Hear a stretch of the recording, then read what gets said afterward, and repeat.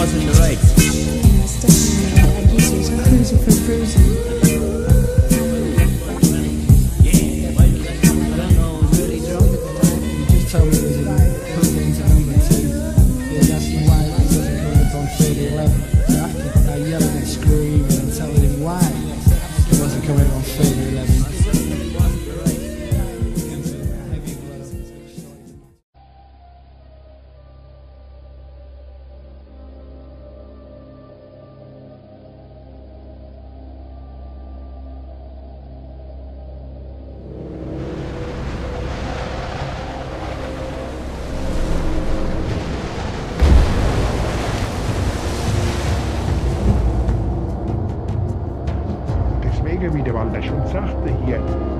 The flag was more than death.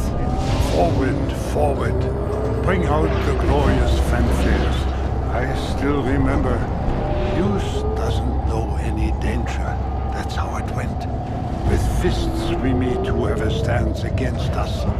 The flag is more than the death. That's how it went.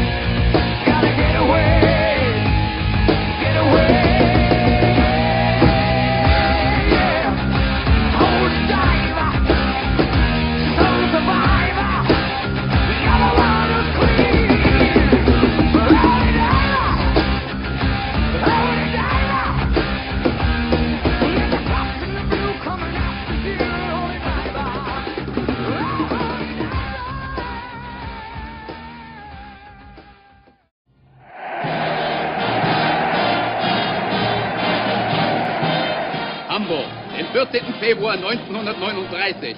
Heute beehrte unser geliebter Führer mit seiner Anwesenheit die Taufe des mächtigsten Schlachtschiffs, das die Welt jemals gesehen hat.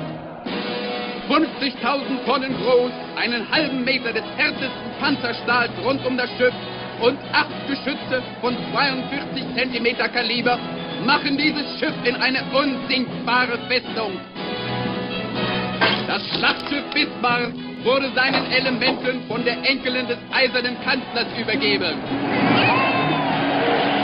Dieser neue Beweis der deutschen Macht wird der Welt zeigen, dass die deutsche Flotte es mit jedem Feinde aufnehmen kann.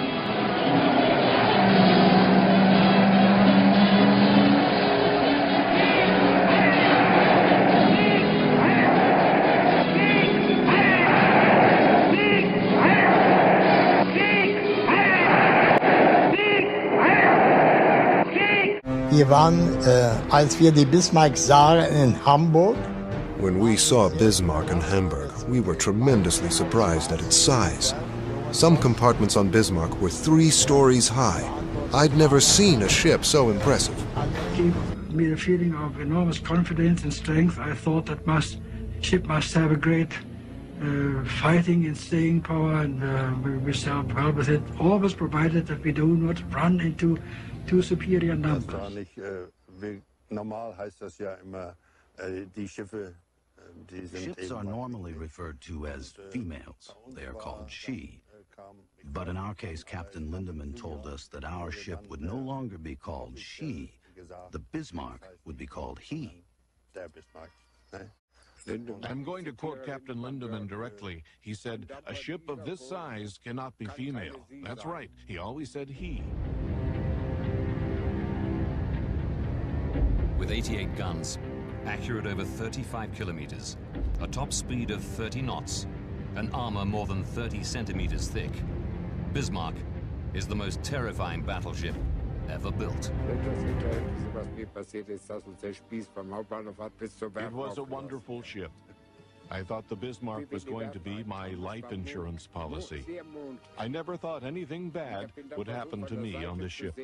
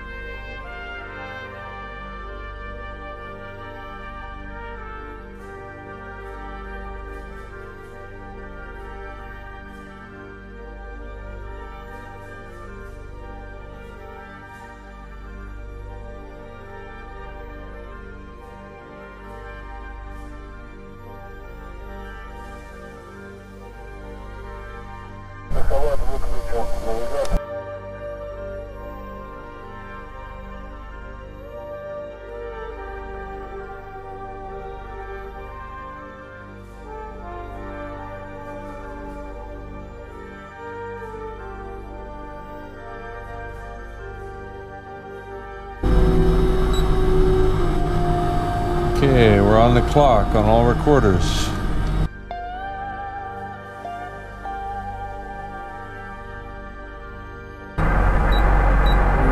Okay, timer is started. All 4 tapes are running. This is a triple check throughout the dive. Triple check. Yep.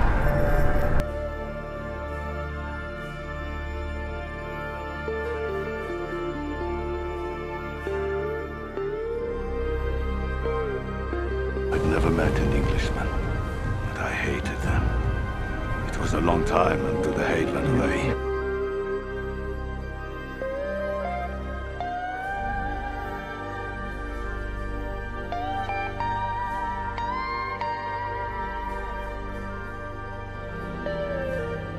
This is London.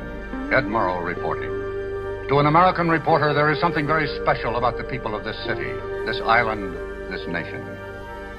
Never in the long and stormy history of Great Britain have her fortunes been as low as they are in this spring of 1941. Britain is fighting alone for her very existence, fighting desperately. Yet her people remain steadfast and unflinching. Britain's allies have been defeated one by one as the dark stain of Nazi conquest spreads across the map of Europe. In Africa, Rommel is giving the 8th Army a very bad time. Greece has fallen, and the Luftwaffe continues to smash English cities. The worst news of all comes from the North Atlantic, where last month, German U-boats and surface raiders sank 600,000 tons of shipping. In this battle, Britain's lifeblood is at stake. This is the battle on which depends the future course of the war, the future course of British history. The Battle of the North Atlantic is fought at sea, but it is directed from the Admiralty here in London.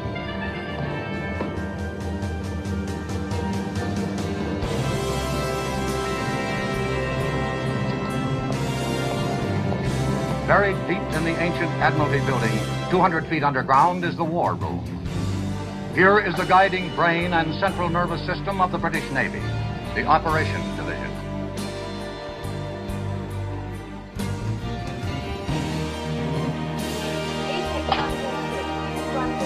Robert, sir. Take Captain Shepard's things and put them in the office. Aye, sir. This, of course, is the message center for incoming and outgoing signal. These tubes lead to the wireless room just down the hall. Oh, Shepard. Anything wrong? That man's uniform. Oh, we're quite informal here about some things. You'll find it's much different from the bridge of a ship at sea. Is that so? Oh, yes, has to be. Shepard, this is Commander Richards, the duty plot officer. Captain Shepard is the new director of operations. Don't let me interrupt your meal. Captain Shepard, second officer Ann Davis. Captain Shepard's taking over from me. How do you do, sir? How do you do? Be nice to her, Shepard. If she ever got angry and walked out, we'd lose the war. Yeah. No, seriously, you can depend on this young lady. I've done it more times than I care to admit. Ann, dear darling, will you get your plot report in as soon as possible? You mustn't be late for Jimmy's party tonight. Righto. I suppose I should shed a few tears at leaving this place, but quite honestly, I hate it here. Too much responsibility, too much strain. I'm getting a commander's seat, what I've always wanted. Congratulations. I hope you find one that doesn't involve too much strain. The point is, it's a different kind of strain. After all, if a man's going to serve in the Navy, he ought to serve at sea. Unless, of course, it's a man like yourself who's already seen a tremendous amount of action. He should still serve at sea. Yes. Well, I better get along. I'll say goodbye now, unless you have any questions. I don't think so, thank you. Good luck. Thank you.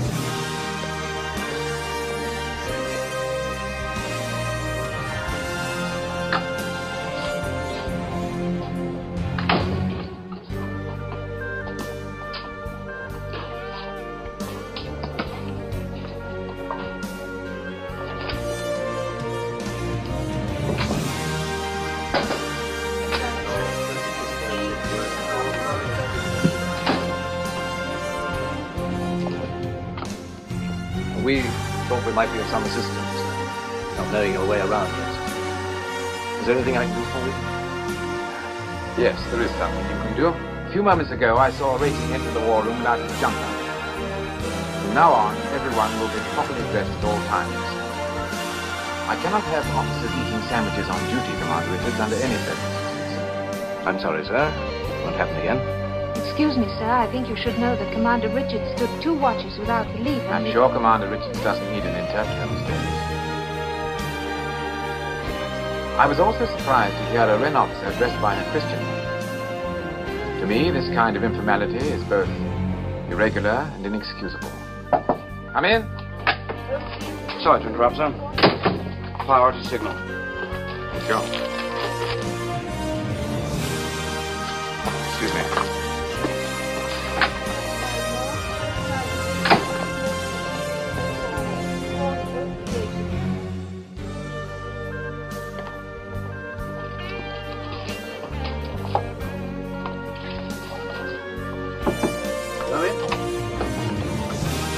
Shepard. You know the Assistant Chief of Naval Staff? Yes, indeed, sir, very well. Ah, Jonathan, I'm awfully glad to see you. Thank you. I have a signal here, sir, from our naval attaché in Stockholm. He reports 2 large German warships steaming through the Kattegat. What ships are they? He doesn't say. Think it might be the Bismarck? It's possible, sir. She's just been given 3 months training in the Baltic. It's a better time to break out, could it? With this creek business going on and our convoys scattered all over the ocean. I have a nasty hunch that's the idea, sir. I hope for once you're wrong. Not at all to have that monster on the loose. Look what Scharnhorst and Neisner did. 22 ships, sir. 115,000 tons. All in 2 months. And they don't have anything like Bismarck's firepower. She could stand off and sink every ship in the convoy without ever coming under fire. Shepard, go on to the Commander-in-Chief Home Fleet. Tell him we're not sure, but we're very much concerned. Tell him we'll let him have every scrap of information he's got. Aye, aye, sir. Oh, and Shepard, I wish you prepare your recommendations. In case it isn't Bismarck. Very good, sir.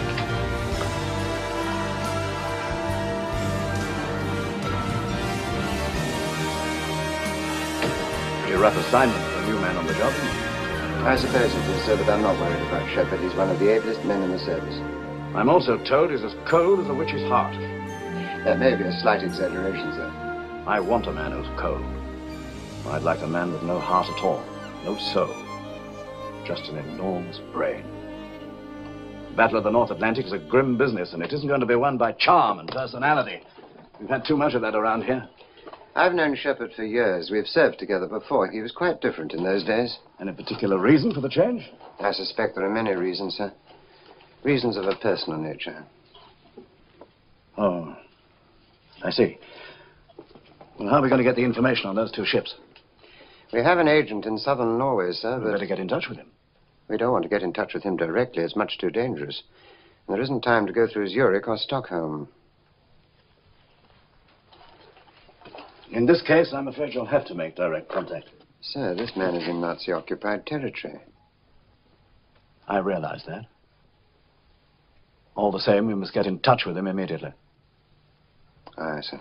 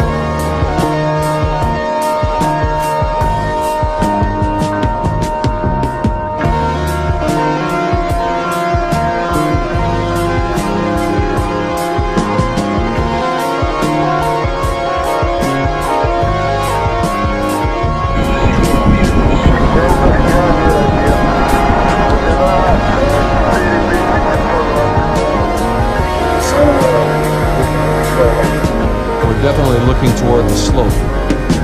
We were facing that. It was all disturbed. We were right in the middle of the avalanche. You see where the stuff is just ripped out, tumbled. The ship just came roaring through here. Wayne Eddy actually in the slide star. You can see the shape of it on the sonar on the right.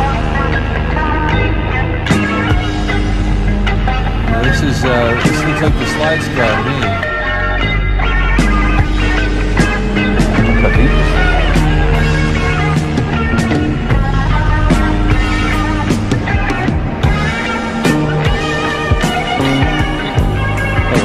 Giant bulldozer down through here. That's everything. Yeah. Just follow the wall. It should lead us right to the wreck.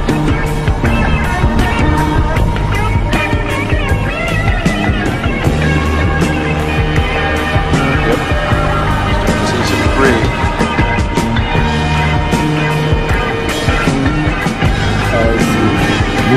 Where do you see the boot? The left, yes. Oh, I can see it now. Just one boot? Yes. It's an officer's boot, right?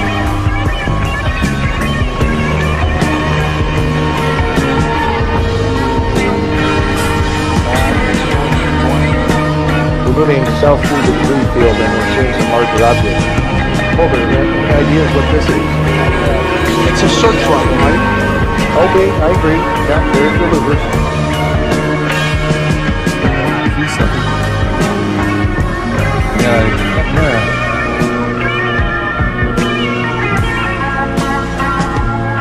Big, whatever it is.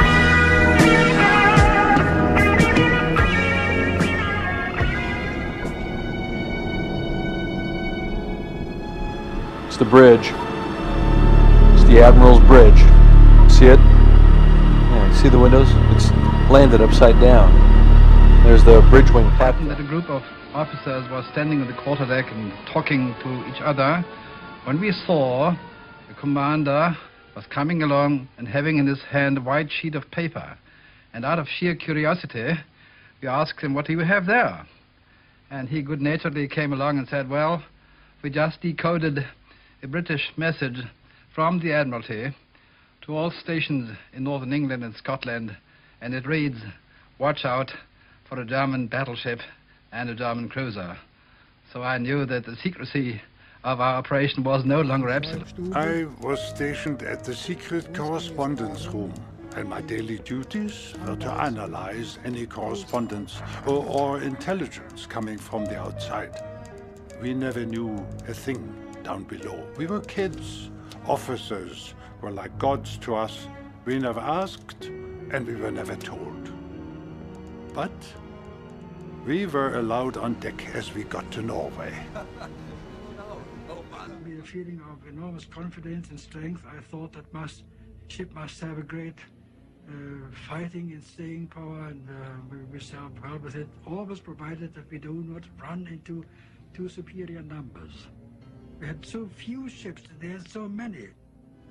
My duty station was the writing room, basic correspondence between stations with naval headquarters and the commanders-in-chief, where we would go when we would leave, basic mail, etc. The adjutant's chamber was right next door, and he would dictate orders and other information to process. For example, when Hitler came on board on May 5th, his adjutant, Puttkammer, I believe, would be in correspondence with me, telling me when and where Hitler would come on board. Alarm was sounded, aircraft alarm. We all looked up, stared up, we couldn't see anything. Nobody attacked us, nobody was even visible.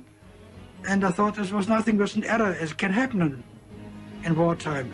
And it was only 2 years later, when I was already a prisoner of war in Canada, that in my morning paper I saw one day a photograph on page 1. This is a picture flying off the sucking tug of the Bismarck and Prince again, while he flew over the two ships on the 21st of May 41 in Norway. Surprise of my life, eh? War auf der Bismarck dann eine. On Bismarck, we eagerly anticipated the mission. We knew Bismarck was the most powerful battleship afloat, but we also knew the British outnumbered us, and wondered as we put to sea, what will happen? There was an ornithologist, Edward K. Barth, off the south coast of Norway. He was part of the Norwegian underground. He photographed anything of interest that he saw. So on that particular day, he took a photo of the Bismarck and then the Prince Eugen. It is of great historical interest because it shows that we had been spotted several times. So much for remaining undetected.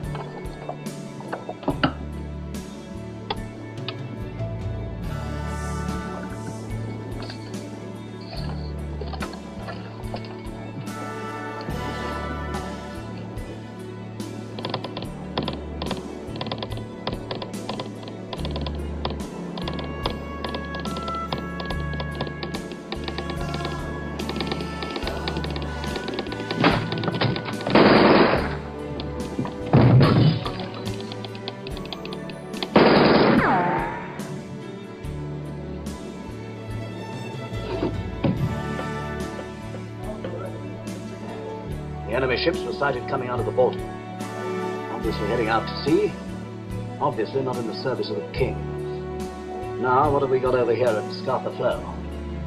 Battleships King George V, Prince of Wales, battlecruiser Hood, a few cruisers and destroyers. The rest of the fleet's out on convoy escort. It's from Admiral Cunningham, sir. Situation in Crete is deteriorating.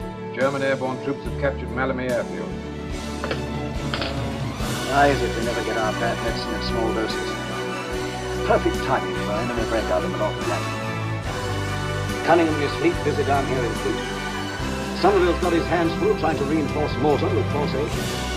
Scharnhorst and Neisner are up here at Brest ready to come out again, so we must keep on running. There's 16 convoys to guard scattered all over the Atlantic. If we had 100 more ships, we still wouldn't have enough. Sir, we've just had a signal from our agent in Norway. The message is incomplete. Sighted 2 enemy ships off Christiansand at 0335, sailing due west. Cruiser Prince Eugen and... Transmission stopped abruptly at that point, sir. Did you try to get him back? Yes, sir. No further contact. Where is Christiansand? Up here, sir. Southern tip of Norway. What do you think, ACNS? I don't think this man would have transmitted in the circumstances if it hadn't been something really important. Then we'll proceed on the assumption that it's Bismarck. May I suggest, sir, we put Coastal Command to work on air reconnaissance? By all means. Everything from Bergen southwards. Tell them to photograph everything that looks suspicious. I'll talk to Commander-in-Chief at Scapa Flow. Aye, aye, sir.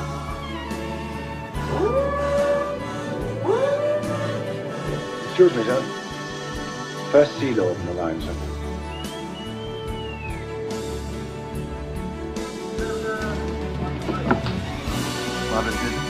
Hello, Jack. How are you? I'm fine. Those 2 German ships were sighted off southern Norway at 0335. One is the Prince Eugen. We're not sure about the other. I suggest you proceed on the worst possible assumption that it's Bismarck and she's trying to break out. I may be wrong, but I can't think of anything worse at the moment. Yes, I quite agree, sir. We can't afford to let that ship get loose and do that. I'll come to immediate notice for steams. All right. Goodbye. We're directed to assume that it's Bismarck accompanied by Prince Eugen. They're attempting to break out into the convoy lanes. Now, gentlemen, they'd have 4 available passages, wouldn't they? There's the Denmark Strait, the passage south of Iceland, the Faroe-Shetland Passage, and the Fair Island Channel between the Orkneys and the Shetlands. Anyone care to place a bet? What about the Iceland-Faroe Channel, sir? Not too near our bases and plenty of room for maneuver. Well, why wouldn't you take the nearest 6? Fair Island Channel's only a few hundred miles. It's much too close to our overthrow. Well, no help to me, gentlemen. All you're saying is that it could be any one of the 4. Actually, of course, you're perfectly right. I'm afraid, somehow or other, we've got to guard them all. Have we any idea where they are now, sir?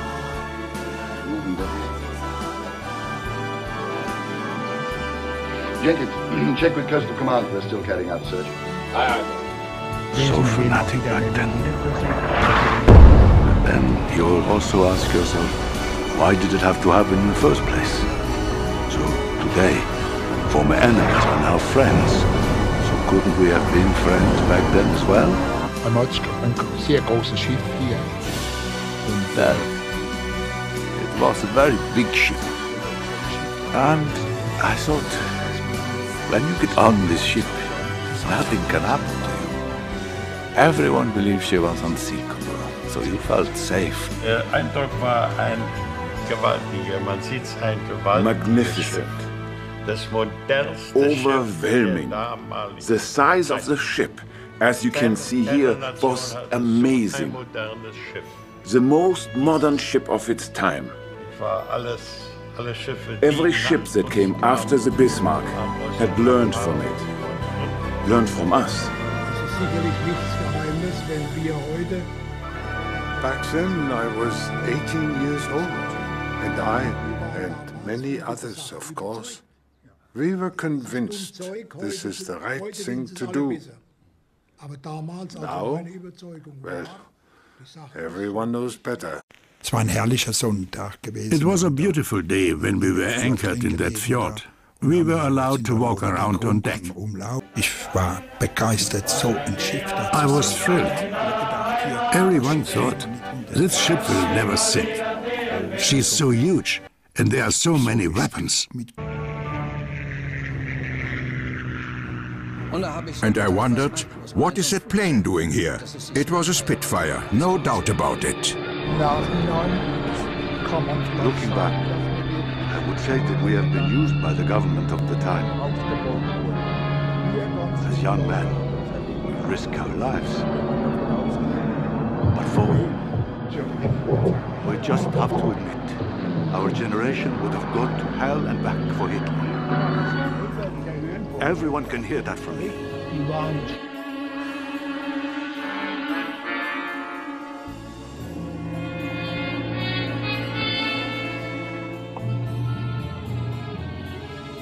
Looks like 2 cruisers. That's what the pilot said. One's a cruiser, all right. The other one's Bismarck. Bismarck's been located in Norway. Definitely identified. Bismarck's in Grimstad Fjord. They want us to send everything we've got. Bombers, torpedo planes. Howard. No luck, nothing. Visibility down to nil. Bismarck is down to 200 feet, sir. Oh, you can't get a bombing run in weather like that. No, we came in as low as we could. 200 feet along the fjord, yeah. Where's that, Miss Jackson? OG 62, sir. Right.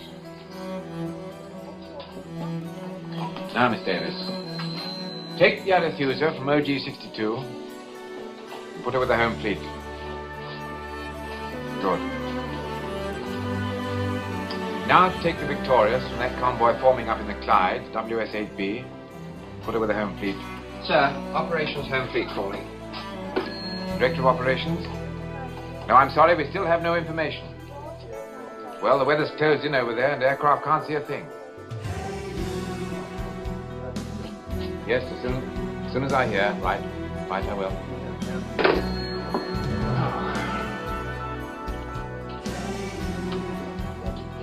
Take the Repulse from WS-8B and put her with the home fleet. Right. Home fleet looks better now, doesn't it? Yes, sir. They wouldn't give much for the convoy. You do recall that's a troop convoy, don't you, sir? Yes, I do. Well, they've got a long way to go around the Cape to the Middle East. This leaves them with practically no protection at all, sir.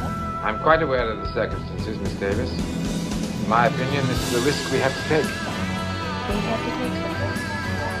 Well, Shepard, what do you have in mind? I think we must reinforce the home fleet, sir. We can't expect them to patrol everything from here to Greenland with what they've got now.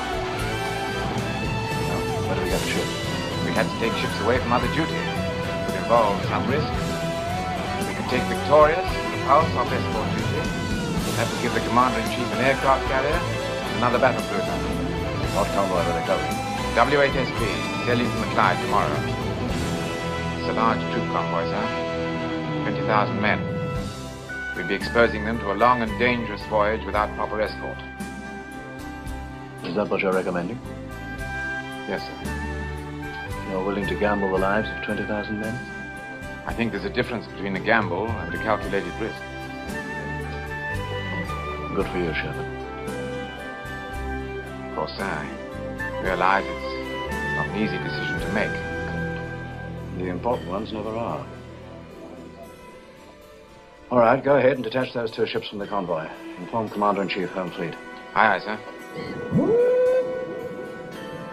They're giving us Victorious and Repulse. And now we can send Hood and Prince of Wales out to support the patrols in the Greenland area. I want them ready to sail within an hour. Yes, sir. The Prince of Wales has civilian workers aboard, sir. They're still making adjustments to the gun turrets. Well, if they finish their work on time, have them put ashore. If not, they'll have to sail with the ship. Aye, aye, sir. As far as the rest of the fleet's concerned, we'll wait here for some definite information. I suppose my nerves can stand it, if yours can. I've just been talking to Captain Shepard in London, sir. He says the visibility over the coast of Norway is absolutely nil. She may still be there. She may have sailed hours ago. What's the latest forecast? Bad, I'm afraid, sir. Looks like 2 days of very thick weather.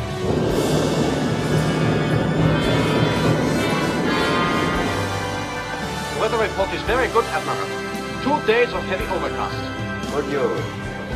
Is it not so, Captain? It is, sir. Thank you, Bernard.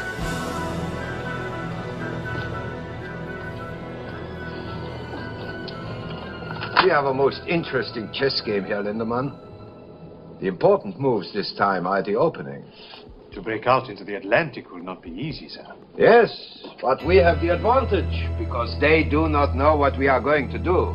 We can move out immediately, or we can hide for a while under this beautiful overcast. Also, we have a choice of 4 different exits. Group North has suggested the Iceland-Faroes passage. You're not forgetting that, sir. We have to take orders from Group North. We do not have to take suggestions. Yes, sir. Lindemann, we have a great opportunity here. I do not intend to let Group North or anyone else lose it for me. There can be great glory in this voyage. Glory for the Third Reich. Glory for us. For you, sir. You are the fleet commander. I will see that you are not forgotten. I was forgotten after the last war. Until the Führer came to power, I got no recognition, no promotion. I was ignored, just as Germany was ignored. The world only remembers the winners, Lindemann. We must make sure this time that it will remember us. I'm sure it will. How soon can you get on the way? I can have steam in half an hour, sir. Captain, I want to be out of here in 15 minutes. Very well, sir. Signal Prince Eugen. Very well, sir.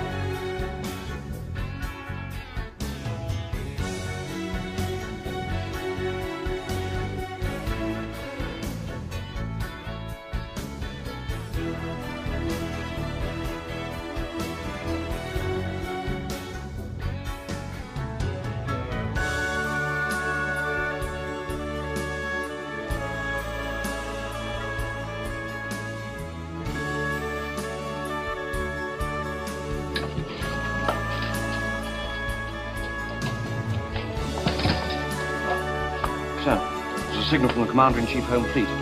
The aircraft from Hadston has got through to Grimstad. There's nothing there now, sir. Nothing at all. Well, they've sailed. At least we know that much. Now we can get moving.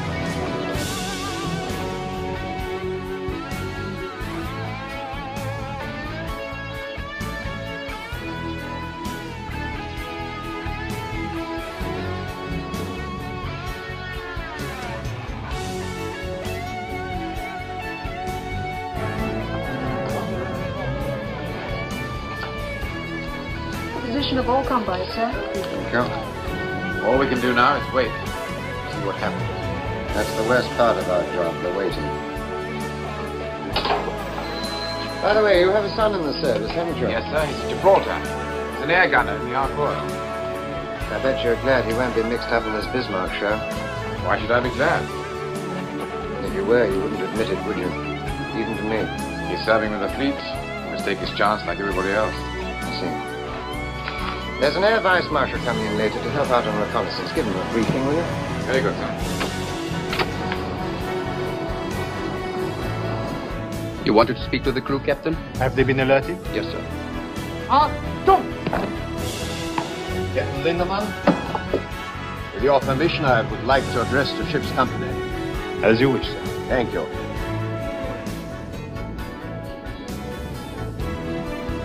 Officers and men of the Bismarck, this is the fleet commander. I can now tell you that we are going out into the North Atlantic to attack the British convoy system. We are going to sink their ships until they no longer dare to let them sail. It is true, we are only 2 ships. But the world has never seen such ships. We are sailing in the largest, the most powerful battleship afloat.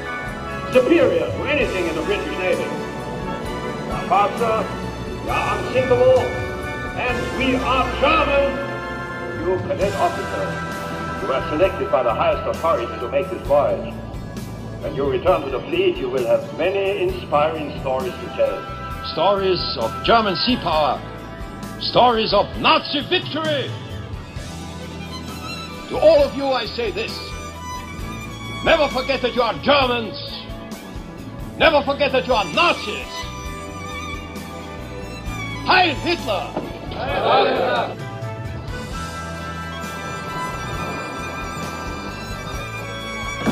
In the center of the main plot. What's that? Another convoy, sir. Right, carry on. Now, sir. Over here, we have the Hood and the Prince of Wales. They left Scapa Flow 40 hours ago. Here, we have the Repulse, the aircraft carrier Victorious, and the King George V.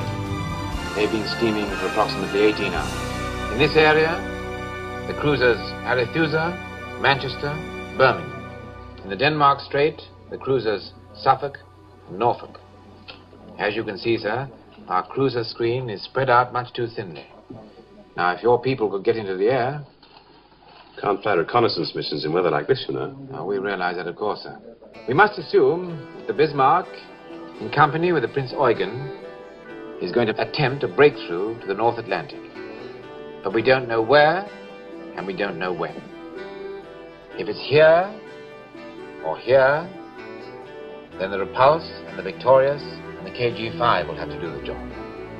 If it's here, in the Denmark Strait, then the Hood and the Prince of Wales will have to go after it. I should think they could handle it very nicely. Well, sir, Hood's a great ship. So is the Prince of Wales. But she's fresh from the builder's yard. No training for her crew. In fact, in this emergency, she had to put to sea with some of the contractor's workmen still on board. The Bismarck's a tough proposition for any two ships. Excuse me, gentlemen. The First Sea Lord can see you now. Oh, good. Thank you very much, Shepard. A pleasure, sir. Yes, sir. Right, sir. Yes, I will. Commander Richards, who's your relief? Dexter. He's late, isn't he? A little, but I don't mind, sir. Well, I do. Tell him I'll require him for duty the next 3 nights.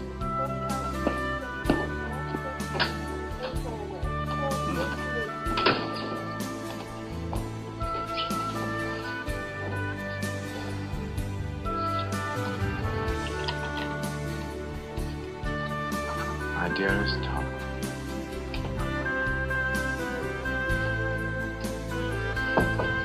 Come in. Thought you might like a cup of tea, sir, as long as you're not going to take any rest. What are you doing here, Miss Davis? I thought you were off duty. Said Officer Simpson's down with flu. I'm just filling in. Oh, thank you. Would you file that for me, please? There's an air raid going on up top. Bad one?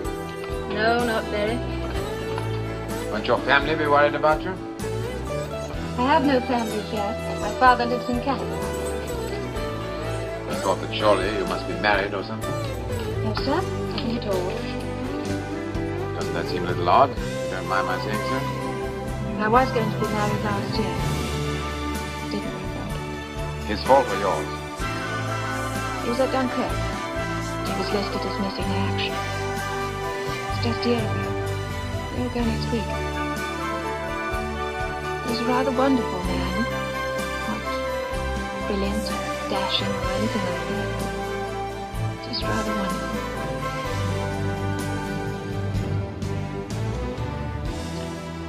I'm sorry. Actually, I think it helps to talk about these things, don't you, sir? No, I don't. As a matter of fact, I don't think it helps at all. Getting emotional about things is a peacetime luxury. In wartime, it's much too painful. But you can't turn off your emotions just because there's a war on. You can't do anything about your feelings. Yes, you can. Director of Operations? Tell you why I called, Jonathan. Dexter's here in my office, and he has rather a special problem. I understand you give him extra duty. Yes, sir, that's quite correct. I said I'd require him for duty the next 3 nights. It seems that his girl is an army nurse, and she's got orders to sail tomorrow night from Portsmouth.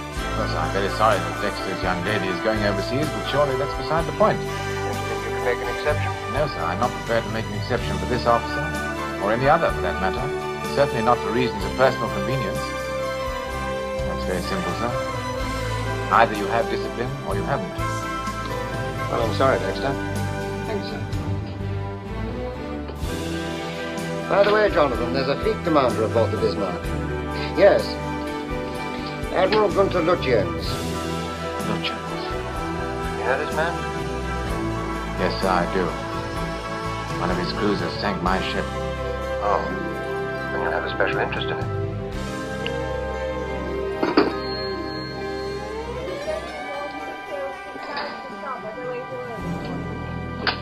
Commander Richards, have a bunk made up in my office. Yes, sir. I want the latest report on all shipping in the North Atlantic. Enemy, friendly, and neutral. Yes, sir. Is there any air reconnaissance yet over this area? Not yet, sir. The weather's still too bad. You show 2 cruisers in the Denmark Strait. Is Suffolk back on station? Oh, we assume she is, sir, but we don't know for certain. She's quiet as a tomb.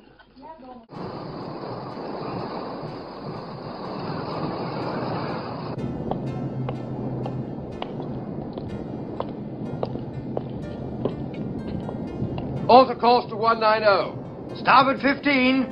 Starboard 15, sir. Yes, sir. Yes, sir. Very good, sir. Bloody fool.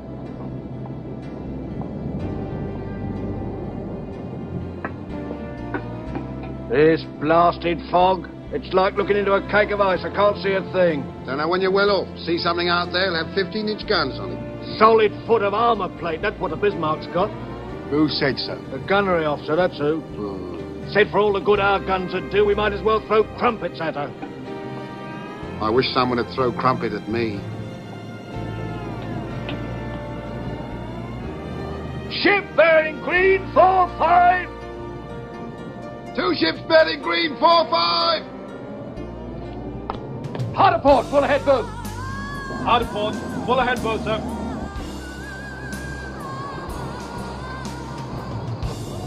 Shall we follow them, sir?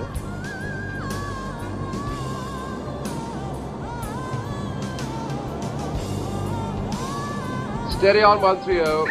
Steady on 130. Yeoman, make to Admiralty. Bismarck and cruiser sighted. Course south. My position. Give latitude and longitude.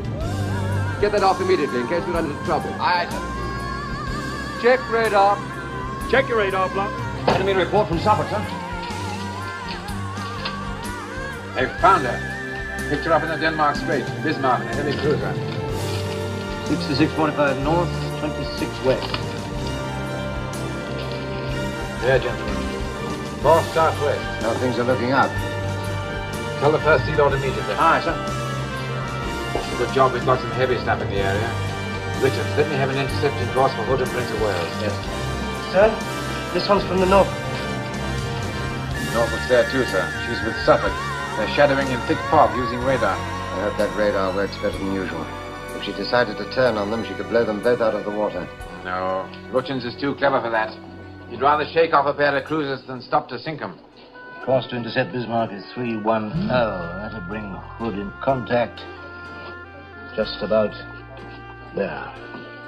Just about here, sir. The intercepting course is 310 degrees. At full speed, we should make contact at 0300. I don't want to engage them until daylight. Give me a course and speed to intercept at dawn. Sir. At 27 knots, course 295. We should meet them at first light. We'll proceed on that course at that speed. Aye, aye, sir. Pass the word to Prince of Wales. Aye, sir. Anything further, sir?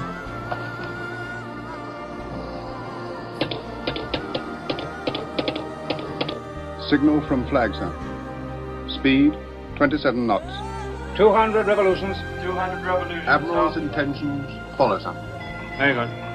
Wilson? Sir? Tell the captain we've gone on to 27 knots. Also, the Admiral's sending his intentions. Aye, aye, sir. Oh, Wilson. Sir? How are the civilian workers enjoying themselves? They're loving every moment of it, sir. Well, I'll tell you one thing. I'm not sleeping in one of these bloody hammocks. Make a note, Walter, to speak to the captain. We'll have double beds put in. Oh, very funny. Well, I reckon it's a diabolical liberty. Never even had a chance to phone my wife to tell her what was happening. They were afraid she might not let you go. You can just imagine what she thinks I'm up to. Pity she's so wrong, innit? She'll never believe this. Where are we going? That's what I want to know. A couple of minutes ago, we picked up speed. What's that for in the middle of the night? Captain speaking. Bismarck has been sighted in Denmark Strait. She's on her way out into the Atlantic. And we plan to tackle her about dawn tomorrow morning. You will be going to action station shortly after midnight, so get all the rest you can before then. I'm confident tomorrow is going to be a big day for us. Good luck, and good shooting. They can't do this to me. I'm in a reserved occupation. Well, I never thought a thing like this would happen. Fancy me fighting Germans on the high seas. Here, lad. You ever been in a battle before? Yeah, hundreds of times. Don't hardly give it a thought anymore.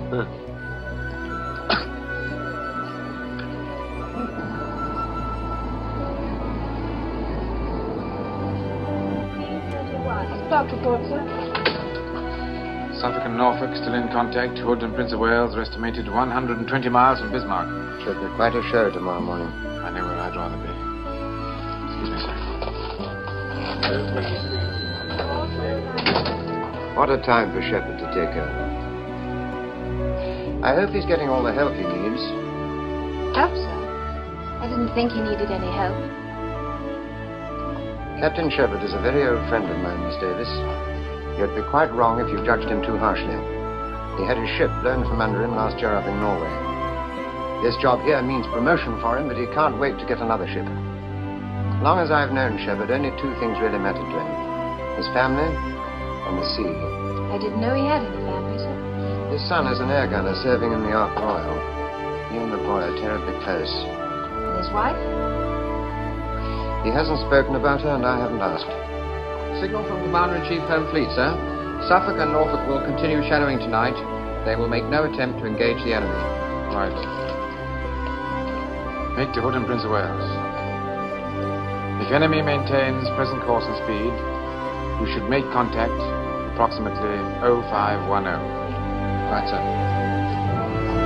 Dexter? Yes, sir? Add to that. Good luck. Very good, sir.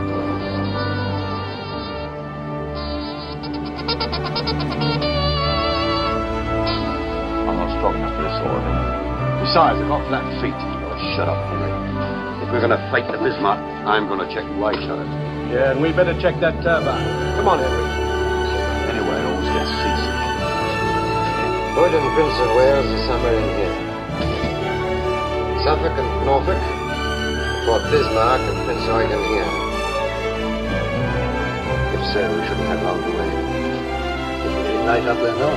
Signal from Suffolk, sir. Have sighted Hood and Prince of Wales, bearing southeast, distance 15 miles. That means they've made it. Good old Hood, she'll get them.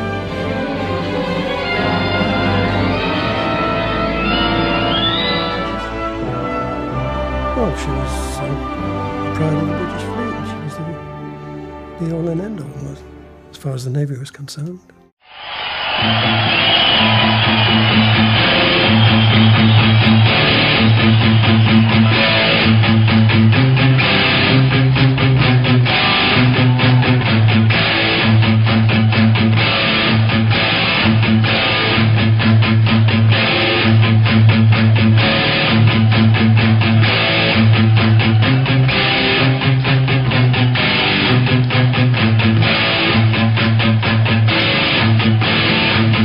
Only you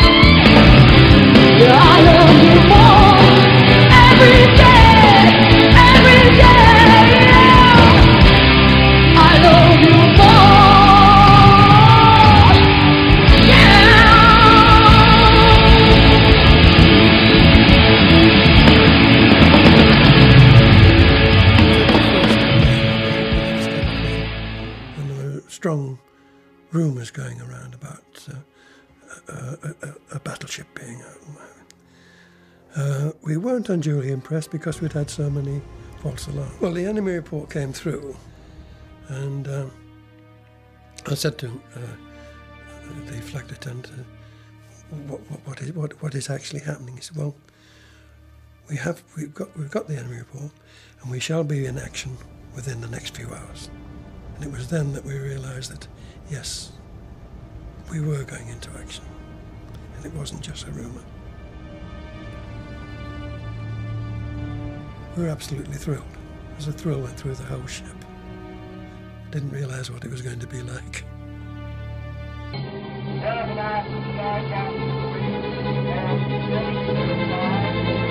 Our Lieutenants took charge of our task force the week before we left. We hated Lieutenants. Lindemann was a nice captain. We all liked him. But the atmosphere really changed when Lieutenants came on board.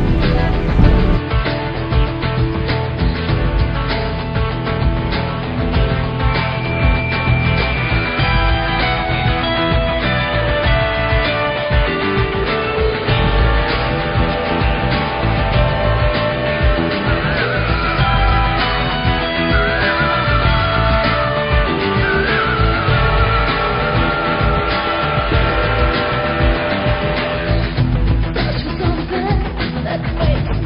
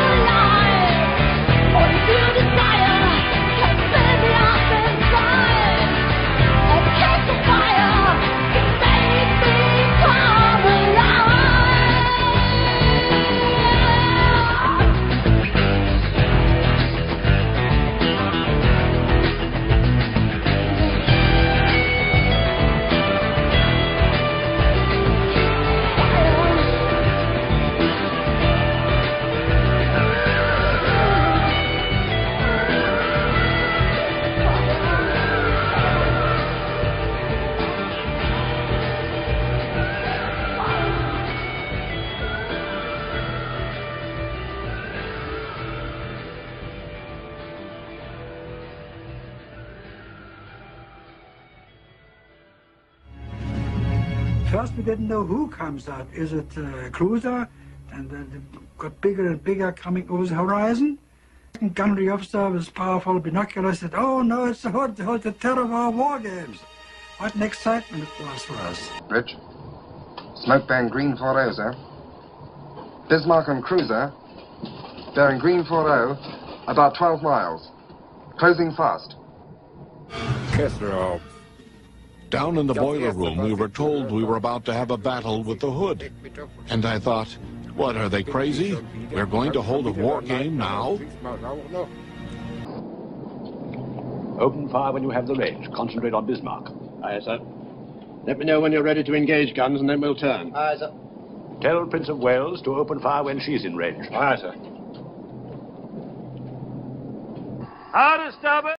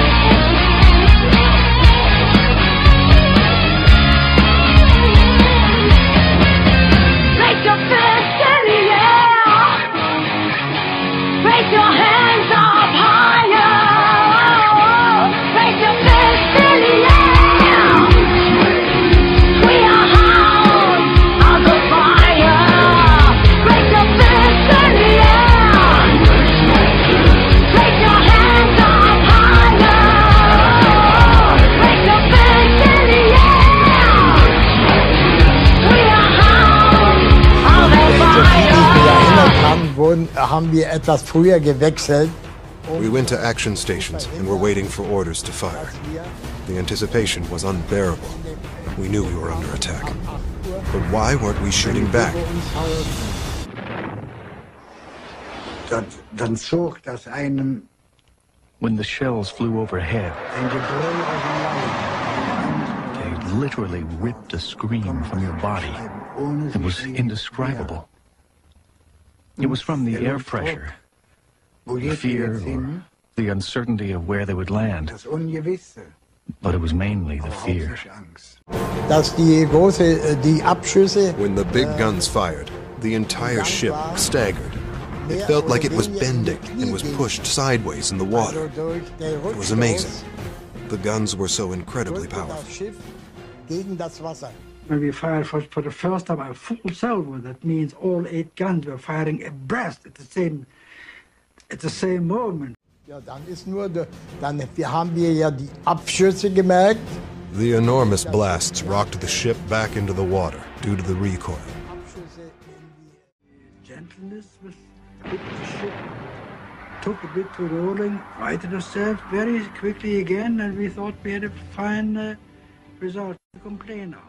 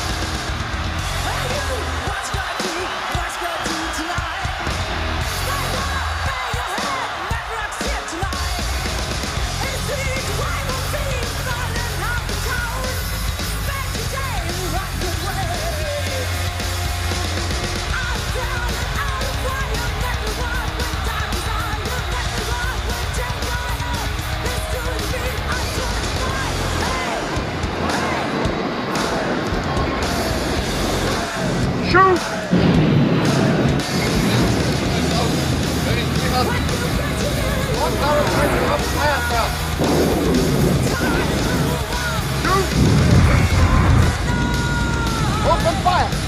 Fire!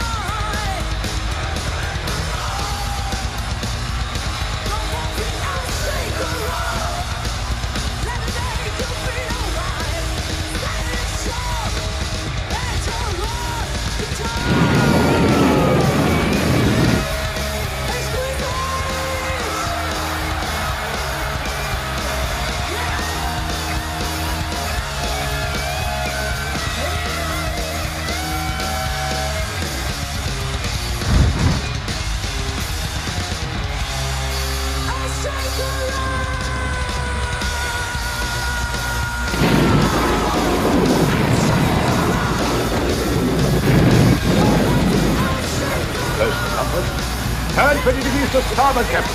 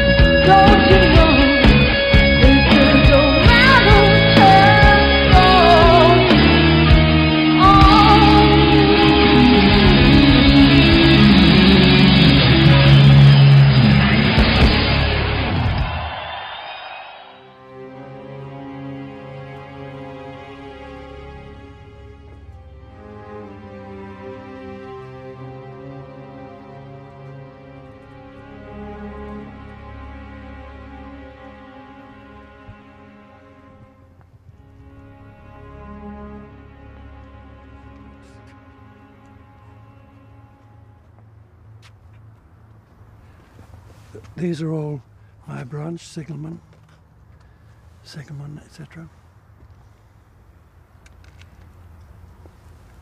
Tuxworth is there. We were going into action. He said, if you remember, in the Exeter, there was only one signalman saved. I said, well, if there's only going to be one signalman saved here, it'd be me. I was just joking. That's what happened. I can see it. I can see it all happening again. And the main part I remember is the bows, standing like that, going down, and not another soul in sight anywhere. Not even the other two. I didn't see them until it was all over. But I just couldn't get over it. I just couldn't believe it. It was as we turned that the last salvo hit. We were thrown off our feet, and all I saw was a whacking great sheet of flame that shot round the compass platform.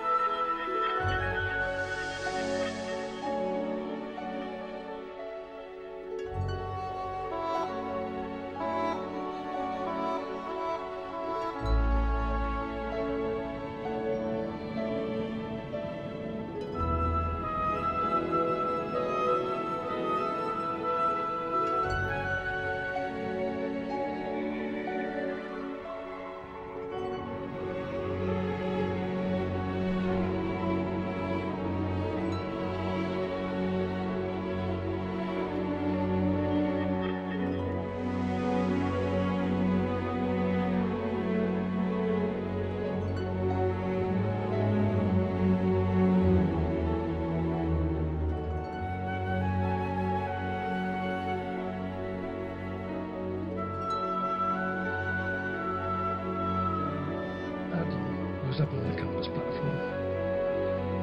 And he was sitting in the captain's chair. The captain was standing just behind.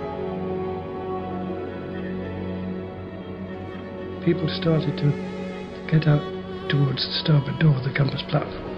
As I got there, Commander Warren, the navigating officer, stood to one side and a polite little gesture just like that.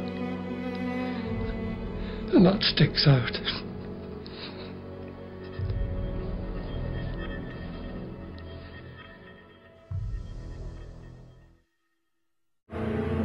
It was a terrible sudden end.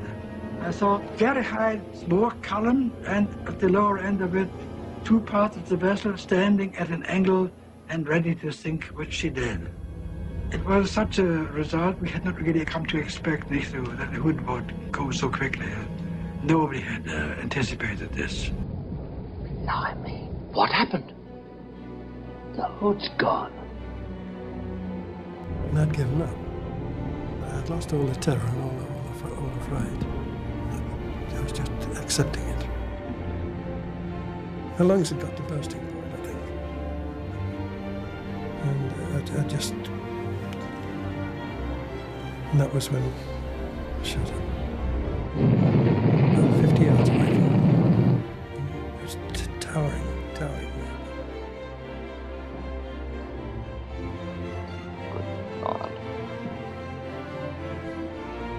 Yeoman.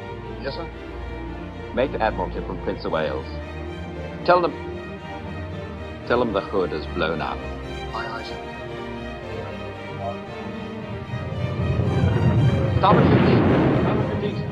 Gott ist für uns, für die Briten und für uns eine Legende. Naturally, we all knew the Hood. She was a legend. All of our war games were designed in anticipation of fighting the Hood. Fire! The Hood sunk? It was such a shock. At first, there were smiling faces everywhere, but that didn't last long, as there was a strange feeling in our stomachs that tomorrow it would be us. Das muss man sich tatsächlich immer wieder fragen. From childhood on, I was taught that the English were our enemies. I never saw an Englishman. I never talked to an Englishman. And yet, they were our enemies. And when we destroyed the Hood, after all the hurrah, hurrah from the ship, we looked at all the sailors lying out there in the ocean. We didn't know how many had survived, but many of us realized they are human beings like we are, and wondered, why are they our enemies?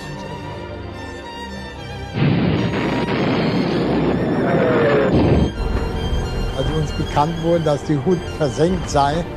When we heard that the Hood was sinking, we were celebrating what we accomplished. But then we were horrified at the devastation that was happening. We recognized that on Hood, there were many sailors who must have suffered a horrible death from the explosion. Und somit also einen schrecklichen Tod durch die Explosion erlitten haben mussten.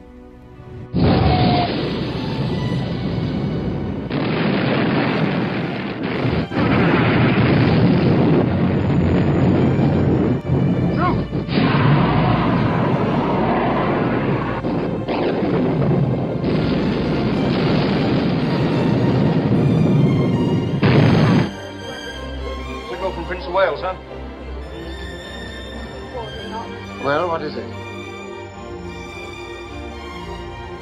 It says HMS Hood has blown up.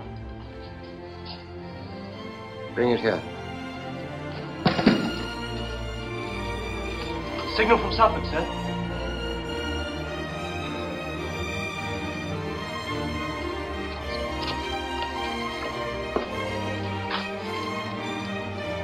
Hood sunk. Prince of Wales and Bismarck exchanging fire.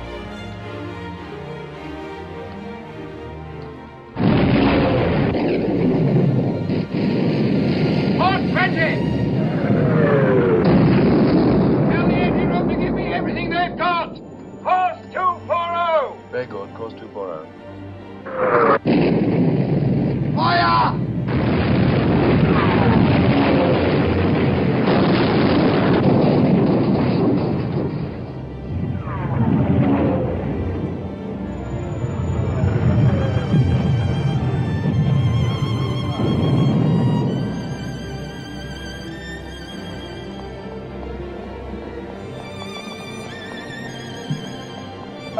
Give me a hand!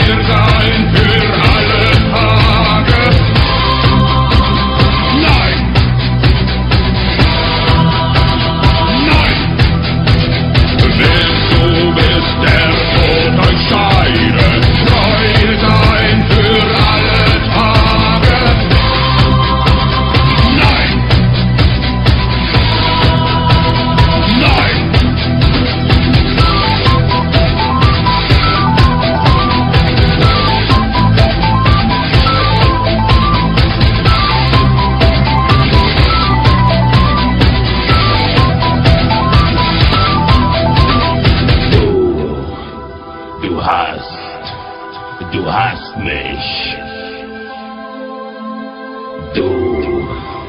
Du hast mich. Du hast mich. Du hast mich. Du hast mich gefragt. Du hast mich gefragt. Du hast mich gefragt und ich hab nichts gesagt.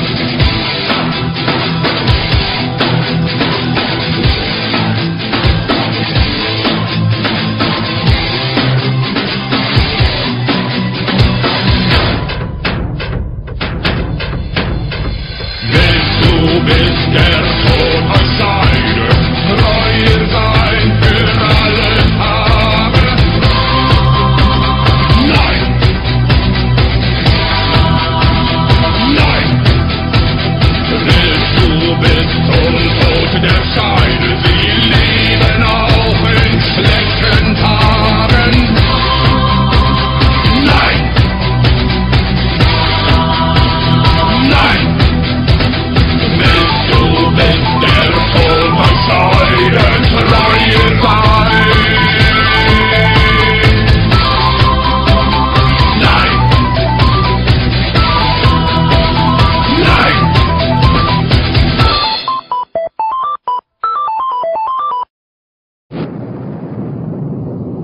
She's badly damaged, sir. She's turning away and making smoke.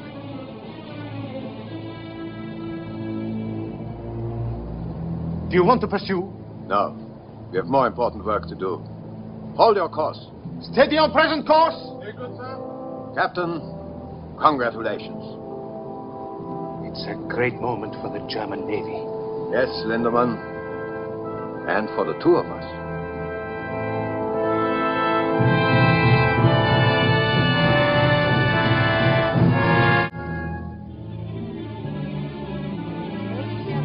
Noticia que el crucero Hood, buque de guerra más Morning, grande HMS Hood, largest British warship, was sunk by the Germany जंगी जहाज Bismarck ने बरतानवी जहाज HMS Hood को गर्क कर दिया। 英国海军最值得骄傲的军舰 Hood 号已经被德国军 Unter Führung vom Flottenschiff Admiral Litchens den Schlachtkreuzer Hood versenkt hat.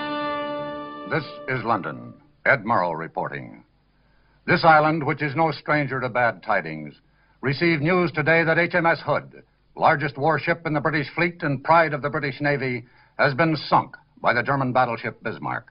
From the Hood's complement of 1,500 men, there were 3 survivors. In the same engagement, the battleship Prince of Wales was badly damaged. 2 British capital ships have been put out of commission, and the most powerful battleship in the world is now loose on the high seas. It remains to be seen whether the British Navy has the capability at this crucial moment of concentrating enough sea power to deal with the situation. There is undoubtedly great rejoicing in Berlin tonight, and also on the Bismarck. Here's to the ship, Lindemann, and here's to us. You've beaten the best you have. Do you realize that? Yes, sir. They will never stop us. Not now. You wanted the damage control report, sir. What is it? We received 1 hit, forward on the port side, over number 2 fuel tank. We are losing a little oil. Anything serious? No, sir. I would say the damage is very slight. However, I would recommend we put about and have it repaired. Put about? You mean go home? Yes, sir. We could refuel at the same time. Are you mad?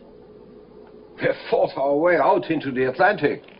This is no time to turn and run for home. We wouldn't be running, sir. We've won a tremendous victory. But it is not the victory that was ordered. You haven't been close to the High Command, Lindemann. Do you know what will happen when Admiral Raeder reports the sinking of the Hood? The Führer will smile, and everyone else will smile. And then, a few moments later, he will turn to Raeder with a scowl. What about the convoys, Raeder? Have they sunk any convoys? There will still be plenty of convoys, sir, after we make repairs. Is your ship unmaneuverable, Captain? Are the guns damaged? Anything out of action? No, sir. Then we will push forward, as instructed by the High Command. But surely, sir, the Führer must realize that Are you now going to tell the Führer what he must realize? No, sir. Then do not tell me. For the time being, We will hold our present course and speed. Yes, sir.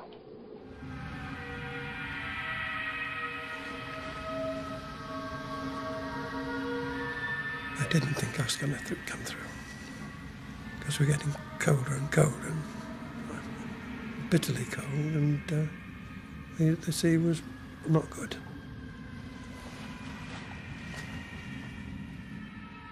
Dundas, who was sitting up on his raft, said, "There's a destroyer over there." I managed to look up, and there was, I could see this H-27. And of course I knew they'd started calling Electra, and we were splashing the water. I think it was the chief boatswain's mate. He threw a rope down, which I managed to catch hold of. And he called out and said, "Don't you let go of that." I think it was just reaction. "You bet your bloody life I won't." There will be no further statement to the press, not for the present. Aye, sir. Make a signal to Admiral Commanding 1st Cruiser Squadron. Suffolk and Norfolk must maintain contact with the Bismarck so that Home Fleet can intercept. Continue shadowing as long as you have fuel to do so. Aye, sir. Excuse me, sir.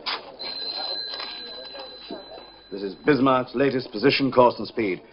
Send it to the C&C Home Fleet right away. Now, Shepard. At its present speed, sir, the Home Fleet cannot make contact with Bismarck until tomorrow. And then only if she maintains her present course. What if she doesn't maintain her present course? That's it exactly, sir. They won't make contact at all. Prime Minister for you, sir.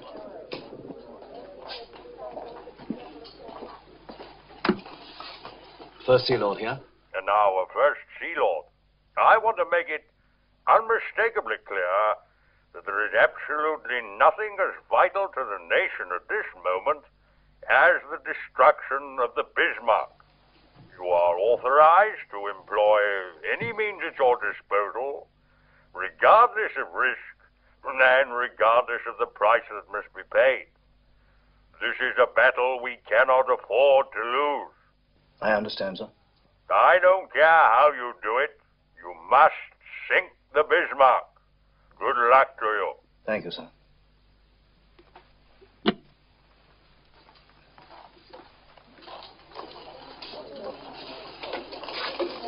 Well, gentlemen, any suggestions? In my opinion, sir, we cannot leave this entirely to the Home Fleet. We must reach out and pull in everything we can lay our hands on. I've ordered Rodney to leave her convoy. She was the last available ship. I don't suggest this lightly, sir. Down here at Gibraltar, we've Force H. Renown, Sheffield, Ark Royal. I can't strip the Western Mediterranean with this creek business going on. Perhaps if we left Ark Royal down there and sent the other two out. No, sir. We may need Ark Royal's aircraft. What do you think, ACLS? It's taking a serious risk. I know Shepard has weighed that very carefully. In view of what the Prime Minister said, we don't seem to have much choice.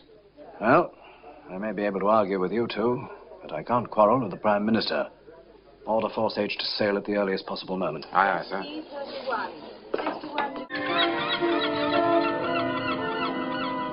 Johnson. Smith. It's not for you, boy. Stratton. Singer. Shepard. Oh, thanks. Thompson. Thompson, where are you? My dearest Tom, I'm really much too tired to write. But I think of you so very often that I'm always afraid there may be things I will forget to mention. Marvelous. No letter again. Well, what are we off to this time? That's what I'd like to know. Here, by the way, Tom, is it true your father's director of operations? Yeah, I'm afraid it is. Yeah, well, he's got a nerve moving us out of Gibraltar. Yeah, and just when we get fixed up with a couple of girls. Why don't you drop him a line, Tom? Tell him we don't want to go to sea. Well, it's my fault, really. I thought you blokes would like a couple of months in England. Did you say England? Months? You're kidding. Not at all. You see, my girl's in London. That's what gave me the idea. Do you mean to say you asked your father? They wouldn't dare. Well, not in wartime. Oh, go on. Your father would do the same for you, wouldn't he? This is the captain. I thought you'd be interested to know. We shall be operating in the Atlantic for a while. We've got orders to go out after the Bismarck. And we shall stay. Grab him!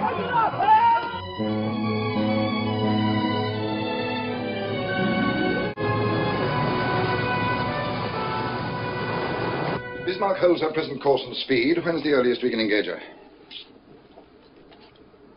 9 o'clock tomorrow morning, sir, at best possible speed. If Norfolk and Suffolk can keep track of her, they can guide us in. Suppose Bismarck gives them the slip. But if she shakes off those cruisers during the night, if we once lose contact, we may never get hold of her again. She's got the weather on her side, sir. Looks very bad for tonight. Yes, we've got to try and slow her down before nightfall. Summers, do you think Victoria's could launch an airstrike? Well, she's supposed to be getting her deck landing training in the Mediterranean, sir. Most of her pilots have never flown off a carrier. I'm afraid they'll have to start their training now. Detach Victoria's from the fleet. Tell her to close Bismarck at 30 knots, and she's to launch an airstrike as soon as she gets within 100 miles of the enemy. Aye, aye, sir. That's all, gentlemen.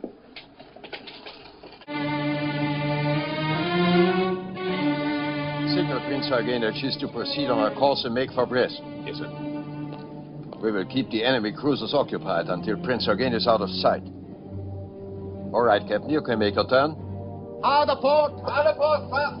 Stand by to open fire.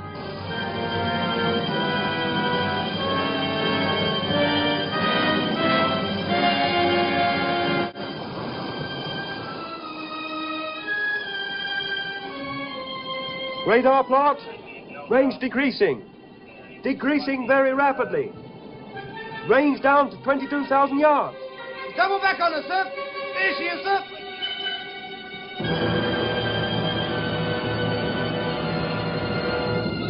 Hard port, full ahead, both. Hard port. Make smoke. Make smoke. Full ahead, both.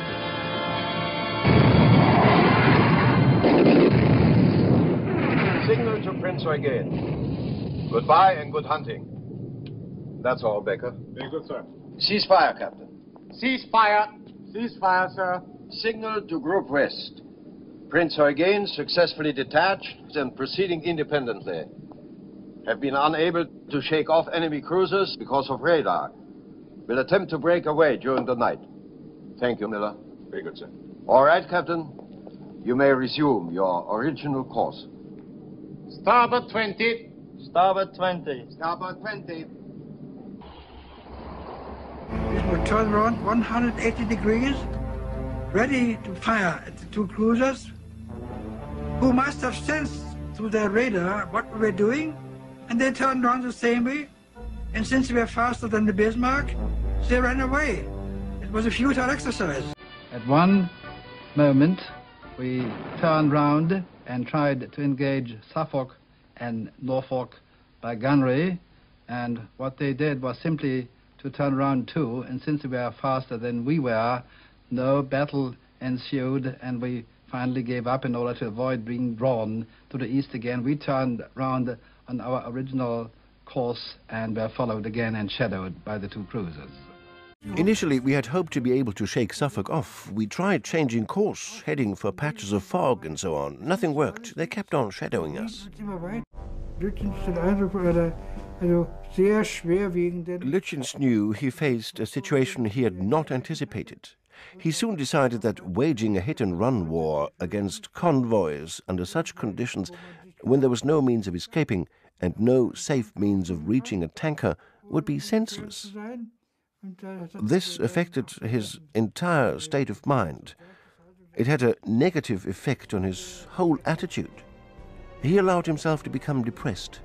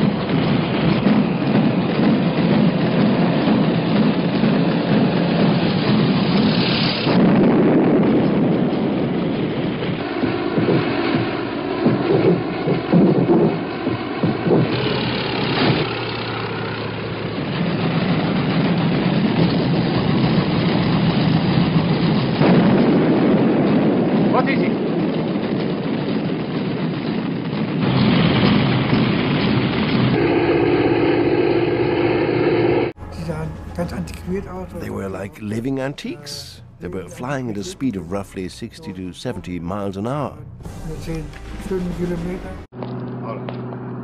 One hit on the port bow, sir. What is the damage? Very slight, sir, and no one wounded. We will have the damage repaired in a few hours. That is good. That is good. Lindemann. Yes, sir? If there were submarines in this area, we would zigzag, wouldn't we? Of course, sir. And the cruisers following us would be obliged to do the same. Yes, sir, but I would... Captain, I want you to set a zigzag pattern. Hold speed at 20 knots. In exactly 2 hours, we shall stop zigzagging and proceed at full speed in whatever direction we are headed. We will be out of radar range before they realize that they have lost us. We still had the hope we could make it. At least that was the case with me. Course 095. 8 knots. This hit Victoria's claims. It hasn't slowed Bismarck down at all. I know, sir. She's been zigzagging now for more than 2 hours. That's odd. She must know we haven't any submarines in the area. I wonder if Victorious can get off another strike tonight. I'm afraid not, sir. It's too dark now. Signal from Norfolk, sir. Yes? What is it? Sir, they've lost contact with Bismarck.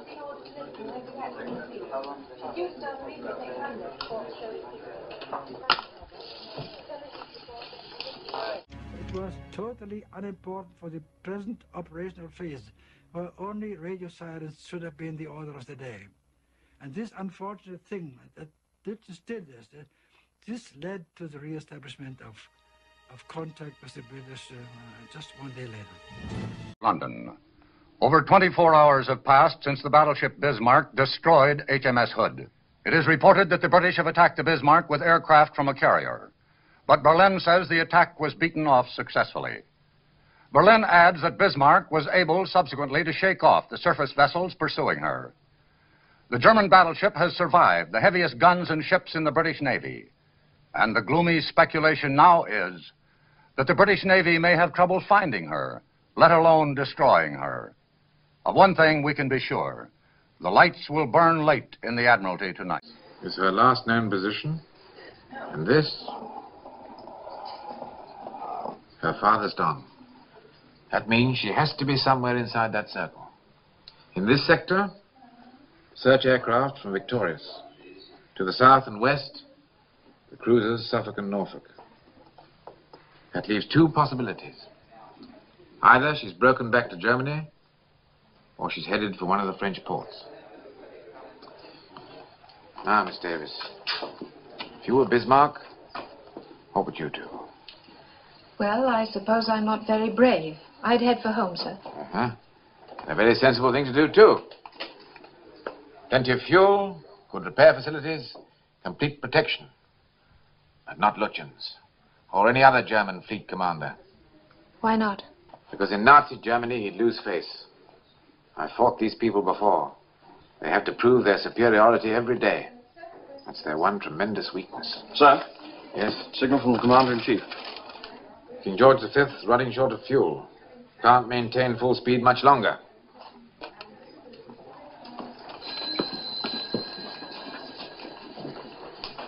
Supposing she is heading for a French port. Won't be long before she gets friendly submarine support and complete air cover. Too late to stop her then. Scharnhorst and Gneisenau at Brest. Supposing Bismarck joins up with them, and all 3 of them decide to come out together. What then? What's the trouble? He just collapsed, sir. I think he's got a temperature. Take him in the office. Why is this man on duty if he's sick? I don't know, sir. He didn't report sick. Ring the sick bay and get someone over here. Aye, aye, sir. Sims, take over. Right, leave him here. Aye, sir. I'm sorry about this, sir. If you had a temperature, why the devil didn't you report sick? I'm sorry, sir. I didn't want to miss anything. All right, Brown. We'll get you along to the sick bay. If anything happens, I'll let you know. Thank you, sir. What time is it, Miss Davis? About 6:30, sir. Morning or evening? It's a very fine morning. And I think you should go on up and take a short walk. You haven't been outside this building for 5 days. Take down this message for Commander-in-Chief, Home Fleet. Our interpretation of best available information indicates Bismarck heading for the coast of France. Proceed accordingly. Excuse me, sir, but do you have to stick your neck out quite so far? I'm afraid that goes with the job. Make to Admiral Commanding Force H. Proceed to intercept Bismarck on assumption she's headed for Brest. Suggest search by aircraft from Ark Royal. Your son is in Ark Royal, isn't he, sir? Yes, he is. And get that off immediately, will you? Yes.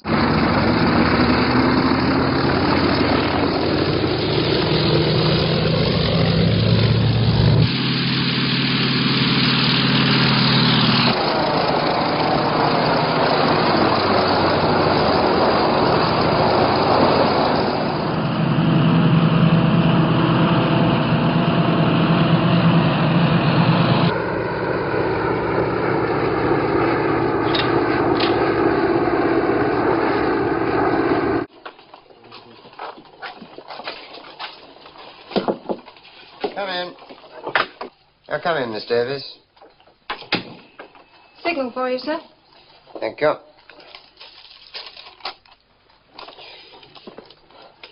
This is a report on the Ark Royal's air search. I haven't found a thing. Better tell Captain Shepherd. Yes, sir. Also, 2 of Ark Royal's aircraft failed to return to the carrier. No need to tell him that, I should think. It can't possibly do any good. No, sir. By the way, Miss Davis, how'd you like a trip to America? America, sir? The Admiralty is sending a mission over to discuss a master plot for convoys. 2 regular officers and a Wren officer. The board picked you as first choice. Must say it sounds very exciting. There'll be no change, of course, until this Bismarck thing is settled. Then I think you'd better have a talk with Captain Shepherd. Aye, sir. And thank you very much. Yes, it would have to be long-range aircraft. Catalinas, I should think. Yes, that's right. Call me back. Shepherd. Sir? Seems to me our forces are very heavily committed to a single course of action. Is that based on the definite knowledge that Bismarck is headed for one of the French ports? On definite knowledge, no, sir. It's based on my summing up of the general situation. I felt it was a decision that had to be made. I hope you're right, Shepherd. I hope to God you're right. A report from Ark Royal, sir. They haven't found anything. All right. You off now, Miss Davis? Yes, sir. My watch ends at 7. Well, I seem to have a devil of a lot of work to do. Do you think you could stay an hour or so and help me out? Well, of course, sir. I have a dinner date, but that's not until 9. Good. Well, let me have the latest information on the availability of aircraft in Force H. Aye, sir. We'll activate 2 crossover air patrols. The northernmost will cover possible enemy courses from Brest to La Rochelle. The southernmost will cover La Rochelle to Cape Finisterre. Good. Now, if you'll coordinate that with Coastal Command, I'll get on with the business of Force H. And you can run along and enjoy your dinner date. What, at 1:30 in the morning, sir? Oh, I'm sorry. I had no idea what time it was. By the way, Miss Davis, I'd like to make arrangements for you to work with me full-time, if you think you could face it. What I had in mind was to take you off your present duties and make you my assistant. Well, I appreciate you thinking of me, sir. I need someone who's intelligent and dependable. Quite honestly, someone like yourself. Well, what do you say? I don't know quite what to say, sir. I'd make an effort not to be so rude as I have been in the past, if that's what's bothering you. It isn't anything like that. If you want to say no, please say so. Well, you see... Director of Operations? Oh, one moment, please, sir. It's Captain Farnham, Casualty Section.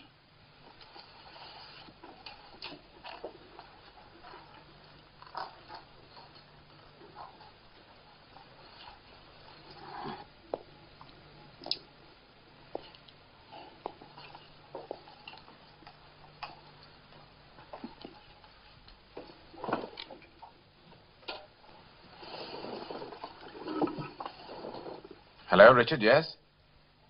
What sort of bad news?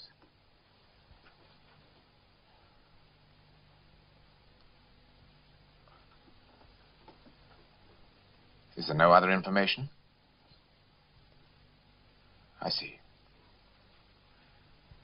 Yes, I appreciate your telling me. Thank you, Richard.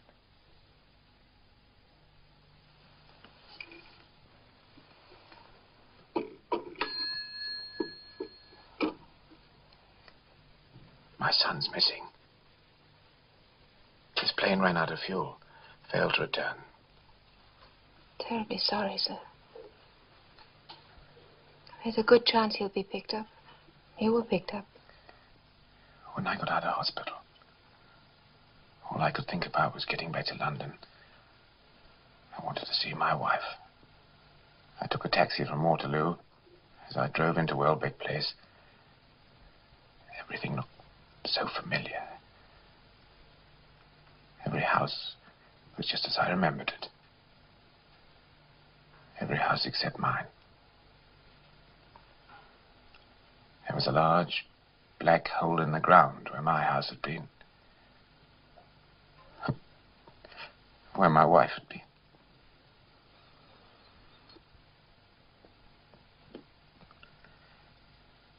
I didn't think it was possible to feel such pain. I know. I've been through it myself, and I know.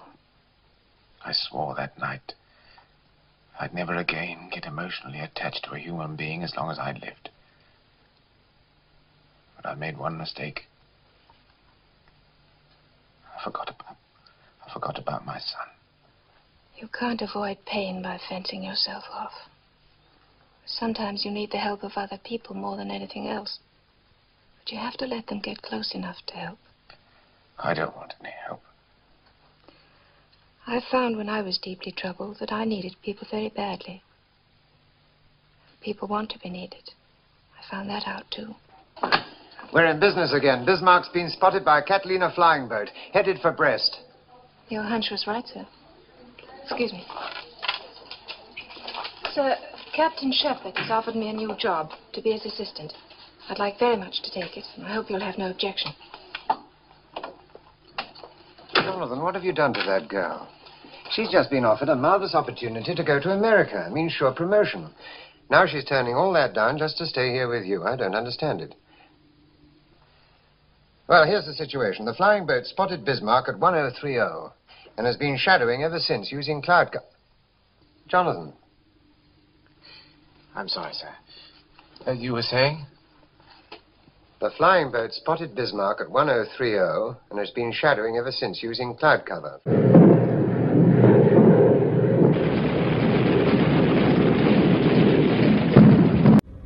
10:30 in the morning, I shall never forget the most unwanted experience became true that I saw up in the clouds a big flying boat I'd never seen before, Catalina aircraft.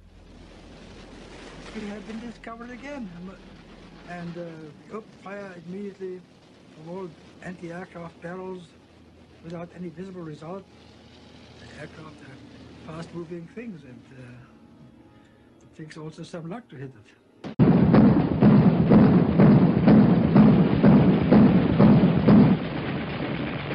Now the British know where we are. They'll send out everything they have. We can sink anything they send out. What was your latest fuel report? We have lost about 200 tons from the tanks that were damaged. We have 35% left. That is more than enough. I want to check the plot. Becker. Yes, sir? Keep me informed about the fuel situation. Well, sir. I've requested air cover from the Luftwaffe. How soon can we expect them to be with us? Shore-based aircraft can operate approximately that far from the coast, sir. We will arrive at that point about dawn tomorrow. What about King George and Rodney? What is their position now? Based on reports from Group West, I have them plotted 200 miles to the north of us, sir. Oh, that is good. They cannot possibly overtake us now. A day or so in Brest to make repairs, and then we come out again with our tanks full. Also, Lindemann, I have an idea. Suppose Scharnhorst and Gneisenau came out with us. We will be the most powerful fleet that ever sailed. Nothing in the world could touch us. Excuse me, sir. Personal signal for the fleet commander. Thank you, Miller.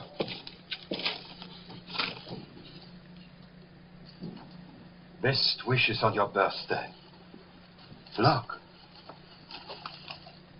Adolf Hitler.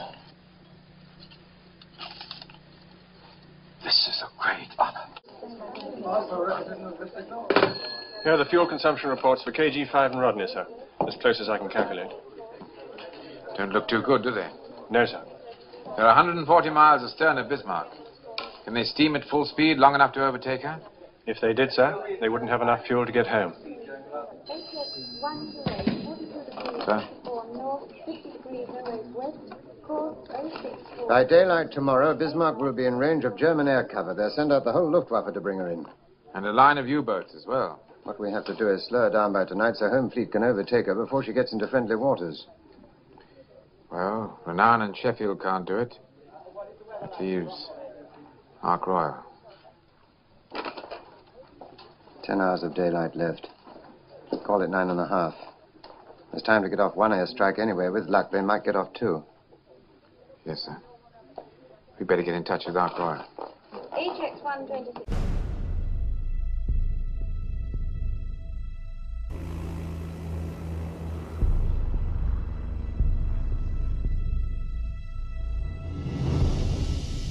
Behind this simple entry in his flying logbook is the story of a dramatic last ditch. I couldn't believe what I was feeling. I couldn't believe what I was seeing. And it still haunts me. It's a terrifying sight. Terrifying.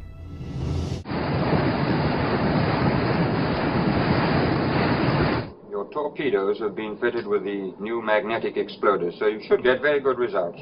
You have Bismarck's position, course, and speed. She's now 24 miles away, bearing 183 degrees. You can't mistake her. She's all by herself, so make your attack immediately. Oh, there's just one final word. The Home Fleet's 100 miles astern.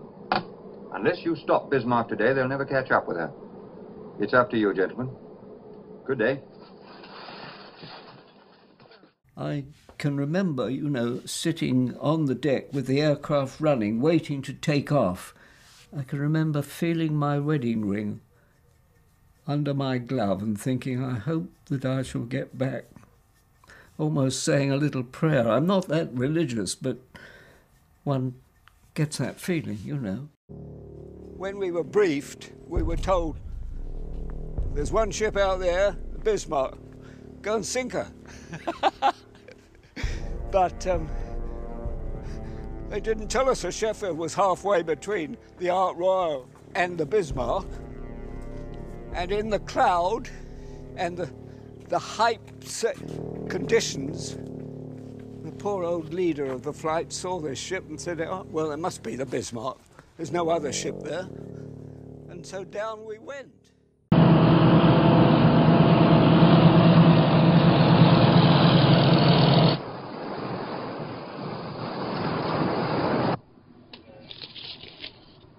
Sheffield's been detached from the flagship, sir. She's ordered to close Bismarck and shadow her. How long ago? This was sent an hour and a half ago, sir. An hour and a half? It wasn't decoded immediately, sir, because it wasn't addressed to us. We just happened to pick it up, sir. Our pilots have orders to attack any ship alone in that area. Get down below and send a message to all aircraft. Look out for Sheffield. Send it in plain language and get it off immediately. Aye, aye, sir. Bit of a cock-up somewhere.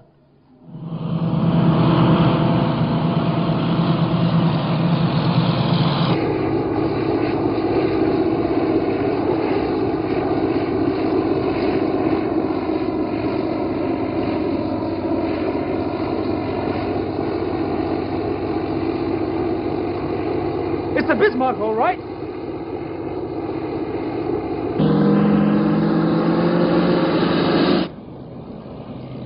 It's all right, they're ours. Swordfish. Sounds like they're going to fly right over us, sir. They're using our position to get their bearings. I can see them there, sir. There they are.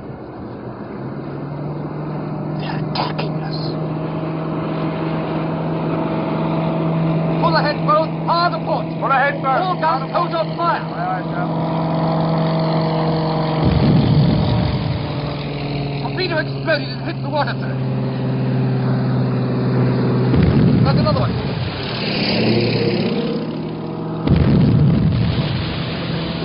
They're exploding short. What's the matter with them? It's those damn magnetic exploders. Here comes one that didn't explode, sir. Harder starboard. Harder starboard.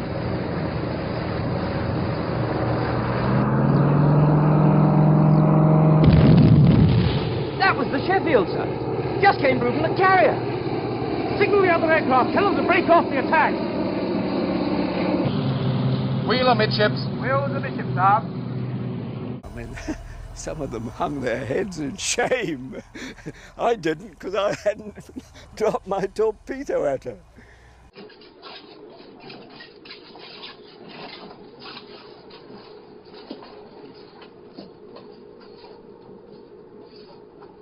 We all feel the same about what's happened, so there's no point in discussing it. Let's just say that we've learnt a very important lesson, which may well prove a blessing in disguise. All right, let's get on with the job. There's still enough light for one more attack. Think you're up to it? Yes, but what about those magnetic exploders? They're being changed at this moment. We'll go back to contact exploders on the torpedoes. Keep your seats, gentlemen. I have a message here from the Commander-in-Chief. Unless the enemy's speed has been reduced by midnight, King George V will have to abandon the chase and turn back for refueling. There's no need to tell you what that means. This is our last chance, gentlemen. I suggest you go below and get something to eat. We'll be taking off at 18:30.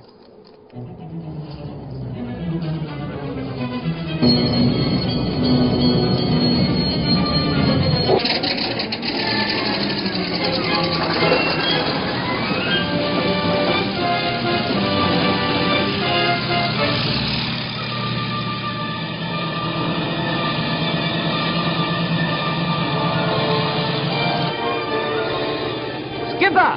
Ship bearing green 45. This is it, boys.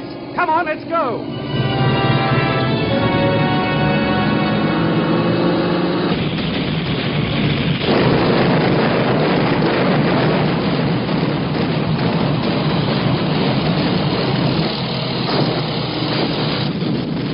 Out to starboard.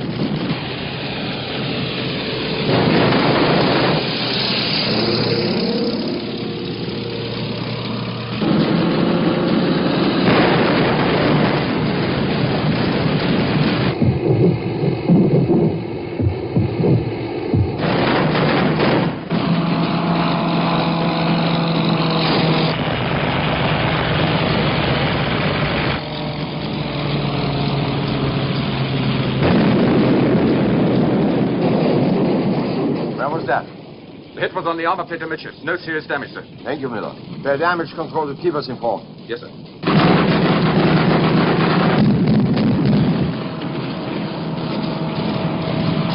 Out to starboard!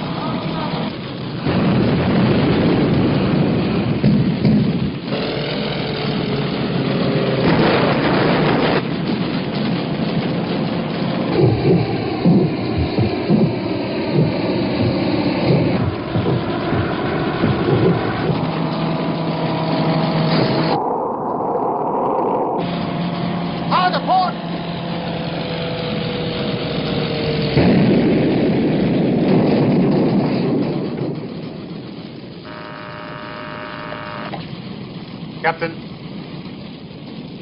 Hit in the steering compartment, sir. Put your rudder amidships. Rudder amidships.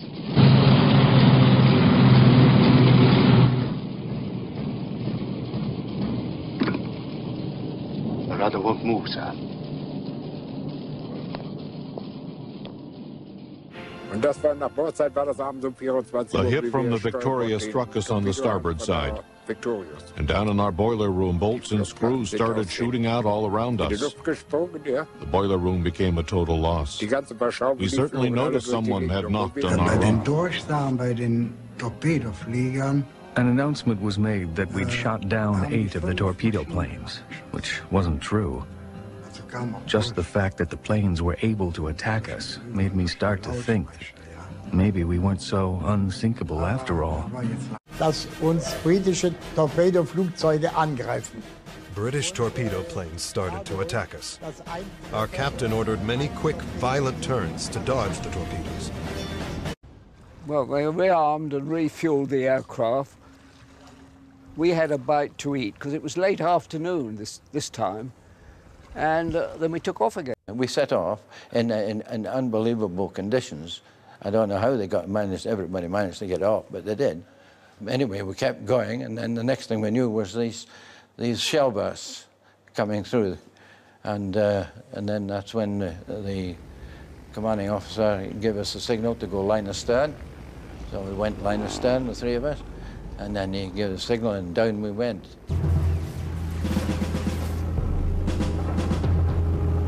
We're firing at us right from then. And that was even in the clouds, and when we came out, that's when the things really opened up then. It was unbelievable. It was just like hail coming at you, with these tracers. It seemed almost incredible to me to watch these ancient-looking and obsolete planes almost hanging or standing in the air, flying against this fire speed. We came out of the cloud, went right down onto the water, 90 feet, 90 knots. You had to slow down because we were doing 180 knots in the dive.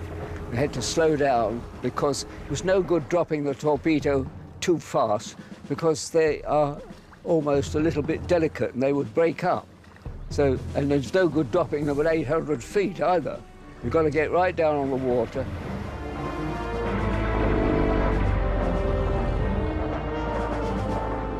She was firing her main armament into the sea ahead of us, and we'd suddenly see great columns of spray going up.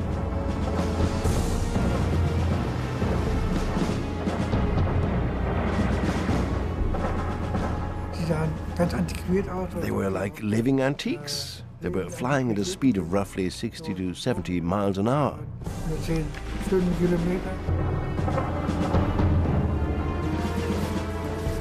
There was this voice in my ears, and this was my observer, my navigator. And he was telling me, I'll tell you. And I thought, well, I couldn't understand what he was on about, you see. And I said, what's it about? And his name was Miller. And I said, what's wrong, Miller? And he says, I'll tell you when to let it go. And I thought, good Lord. You know, and next thing, I had just looked out the side of the aircraft, and there he was, hanging over the side. Yeah, I'm not kidding. I mean hanging over the side. And there he was, leaning right out, and his head down, and he kept saying, not yet, not yet. And then I realized what he was on. The idea is, you see, the sea was so bad, as you can imagine these waves, that if you didn't set that torpedo into the trough properly, if you hit the top of a wave and it porpoised, it's of no use. It wouldn't run. You had to get it so it went straight in. And he held me there. He held me far too long. It was a few seconds, but it felt like years. But and then he just said, let her go, you know. He said, okay, and I just pressed it, and the next thing I heard him shout was, we've got a runner.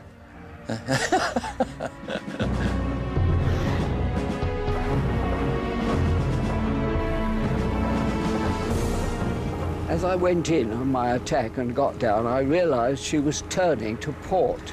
So I aimed well off across ahead of her bow, dropped my fish, and then I got out of it as quick as I could.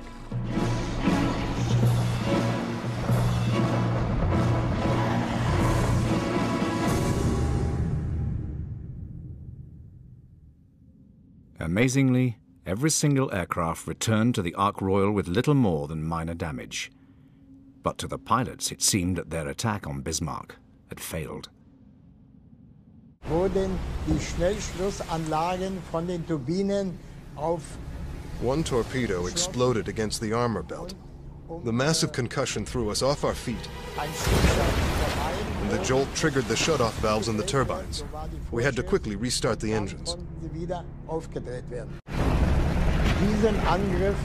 During the attack, the bosun's mate, Chief Petty Officer Kurt Kirkberg, was thrown into the airplane catapult and died. Aufbewahrung geworfen. Und die Erschütterung war so stark. The shock was so strong that rivets flew off the bulkhead. There was a sound like the ship was tearing apart. Und ein Krachen war, als wenn sämtliche Knochen gebrochen würden. Let me see your hands, come on everybody!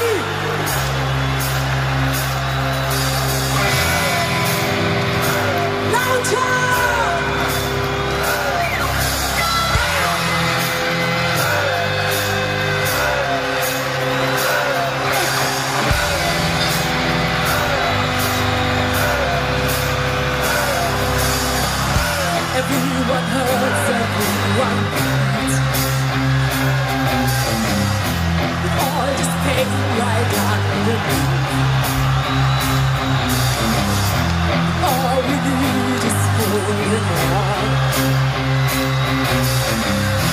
We got the key to carry on. 'Cause you are, you're my family, you're my destiny. Only one I love. Yeah, you mean more to me, more than life can be. Only one I want. Waiting night and day in the heart.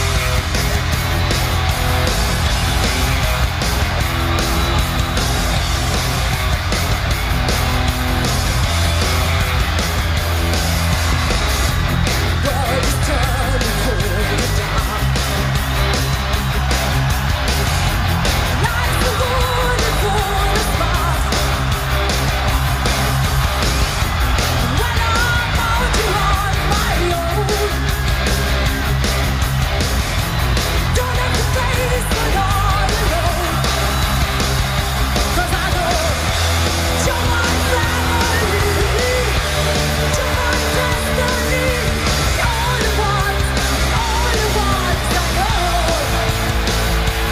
Yeah, you mean more to me, you make love to me. Only one I know. Waiting night and day in the heart.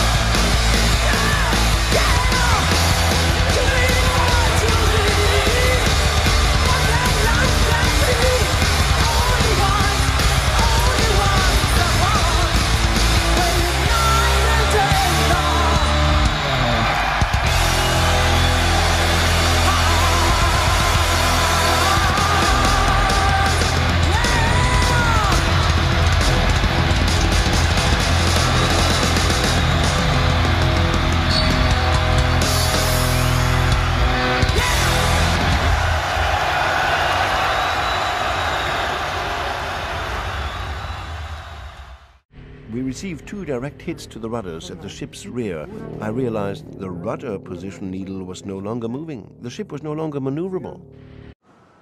On my action station, there was a rudder indicator, and I looked there and looked, and I saw the rudder jam at port 10 and never move again. We didn't know at that time that we'd hit her rudder. They couldn't understand why she was turning. They thought she was in a kind of turn to avoid torpedoes.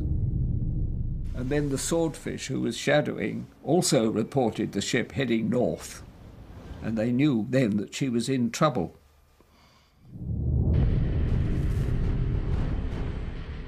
We received 2 direct hits to the rudders at the ship's rear. I realized the rudder position needle was no longer moving. The ship was no longer maneuverable.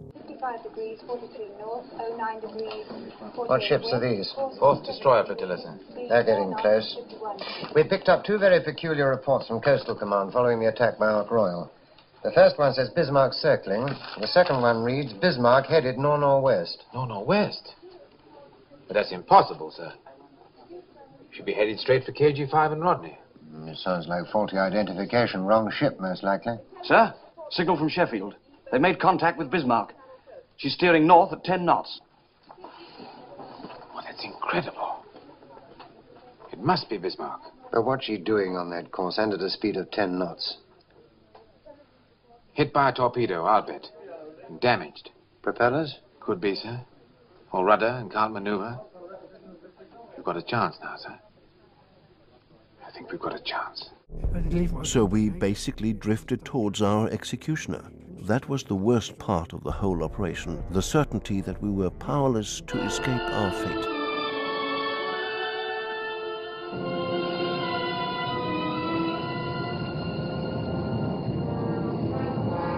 Yes. It's the Bismarck, all right. Yeoman? Sir. Make to Solent. Intend to attack with torpedoes. Ships turning to port. Firing range, 4,000 yards. Aye, sir. Ring on 30 knots. 300 revolution. From Captain D, sir. Speed 30 knots. Turning to port to fire torpedoes. Firing range, 4,000 yards. Good, then it is the Bismarck.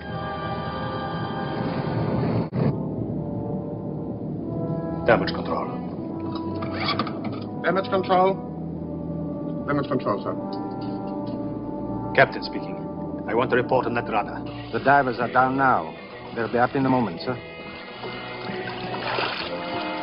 Und Leutnant Richter, die stiegen dann von unserem U-Raum ein. They sent two men down in diving suits to try to fix the rudder mechanism. But the water was rushing in too fast through the big hole, so we all had to come back up. Weil das Loch und der Seegang zu stark war und mussten wieder hochkommen. All attempts over the next few hours to repair the damage, everything possible and imaginable was tried.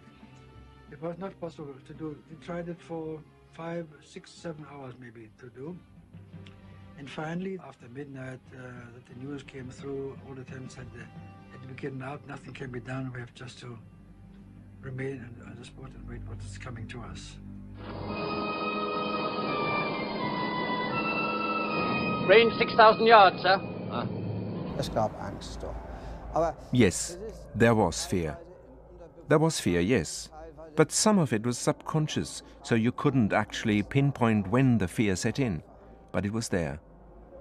es ist eine menschliche Sache. It's human. Es war uns dann eigentlich There was no doubt in our minds that the English would do whatever they could to destroy us. Yes. I see. It's impossible to free the rudder, sir. It was jammed too badly, that explosion. How early in the morning can you put a couple of divers over the side? At first light, sir. About 5 o'clock, if the sea's not too rough. I do not care about the sea. I was thinking about the men, sir. Sir, full fleet commander. Thank you.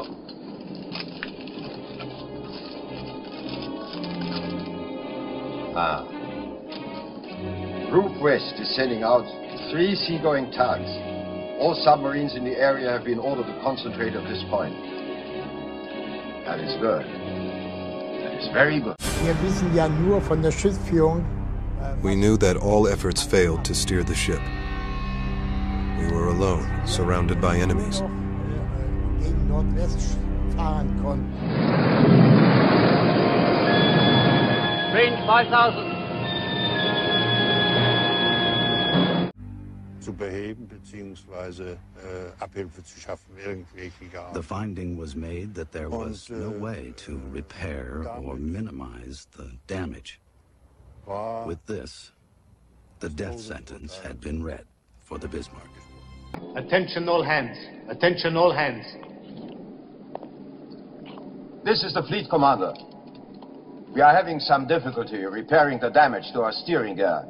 But I assure you there is no cause for alarm. 4,500 yards, sir. Stand by the torpedo tube. Stand by, torpedo tubes.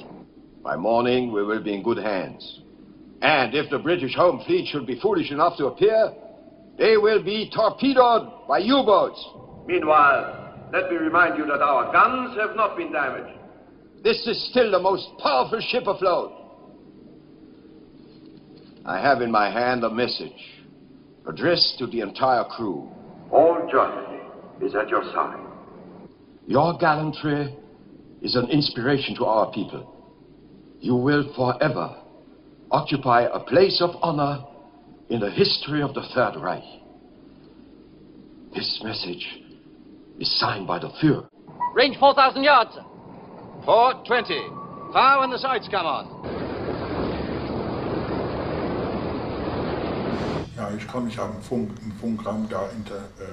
I heard in the radio room about how many ships were coming.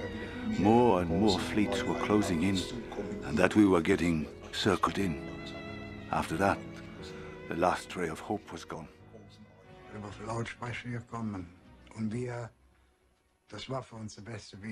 The message came over the loudspeakers, and we tried not to show any emotion on the outside. Inside, of course, was a completely different story. We were really down. This message told us we were not coming home. Two enemy destroyers on port bow, sir. Alarm port. Alarm port, sir.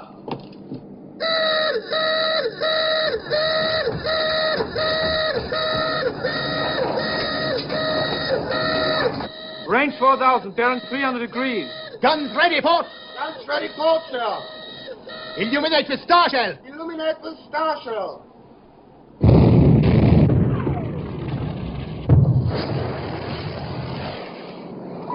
They've seen us.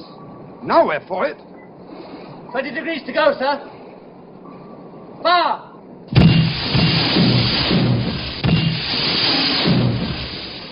All torpedoes gone, sir. Let's get out of here. Hard a port. Hard a port. Open fire, main armament.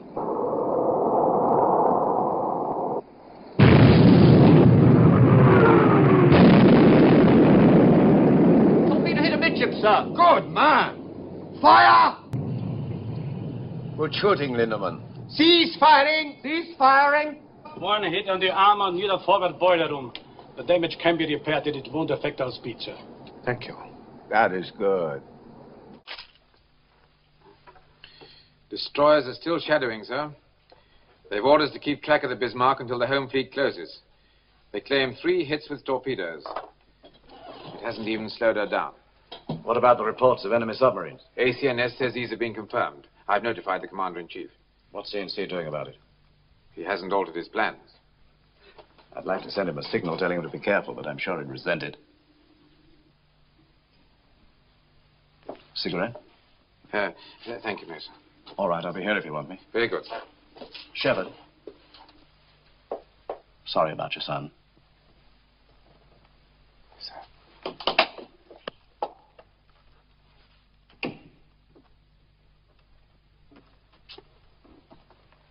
Captain Shepard, sir. Hmm? Excuse me, sir. I took in an operational signal from one of the destroyers shadowing the Bismarck. They picked up 3 flyers in a rubber boat. Must have been over an hour ago, so I couldn't get off in time. I heard about your son, so I thought I'd tell you. It might not be him at all, sir, but you never know. Thank you. Thank you very much. Speed 6.25 knots, 32 ships. Oh, sir, ACNS has been calling you, sir. Says it's very urgent. HX 126, 6123 north, 2112 west, course 095, speed 8 knots.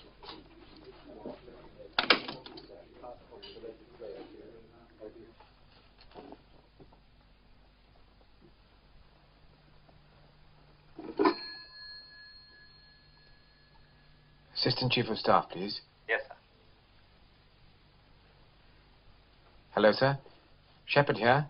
Jonathan, I've got the most marvelous news. Your son is alive and well. He's been picked up by a destroyer. This is absolutely official. Farnham got the message half an hour ago. Jonathan? Why don't you understand, Jonathan? Your son is alive and well.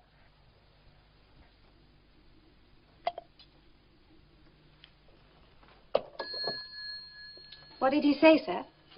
He didn't say anything. Well, you excuse me, sir.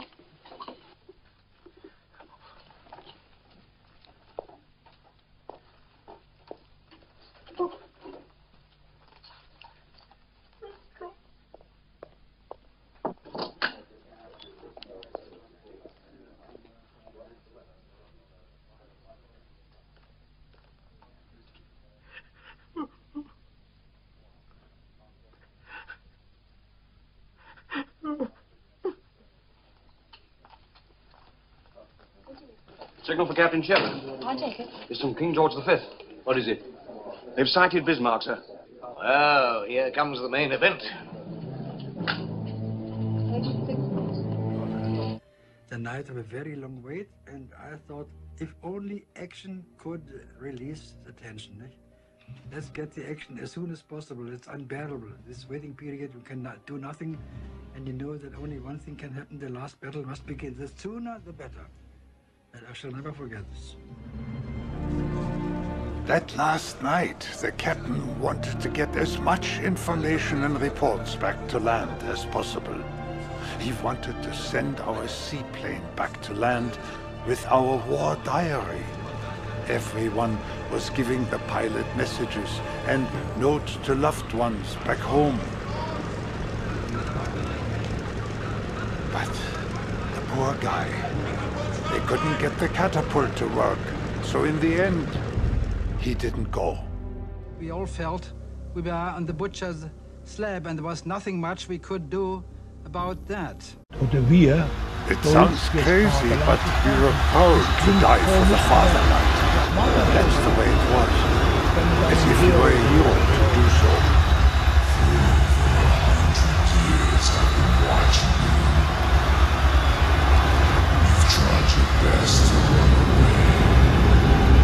Das deutsche Volk ist bei euch. Und wir werden schießen, bis die Rohre glühen und bis das letzte Geschoss die Rohre verlassen hat. Für uns Soldaten heißt es jetzt siegen oder sterben.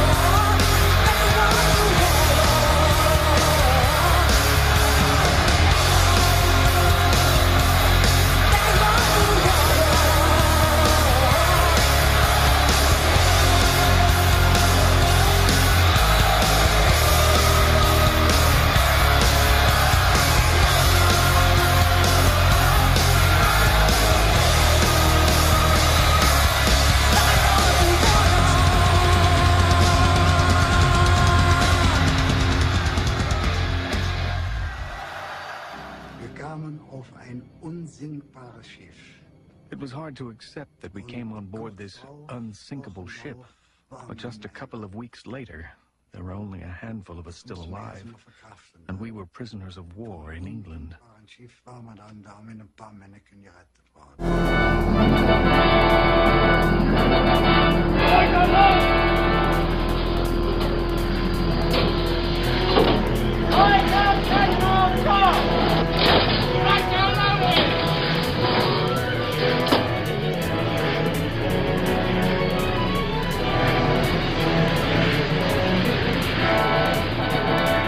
How much fuel have we got left?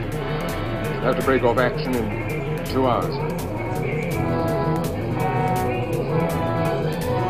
Main armament ready. Enemy speed 10 knots. Course 350, sir.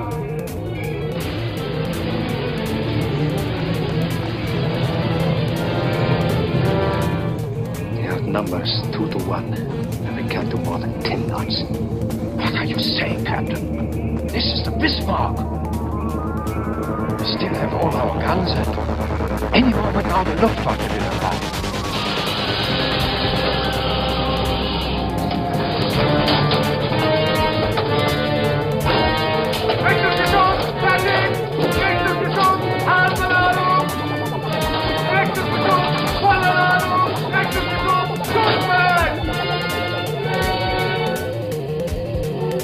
Open fire, Captain.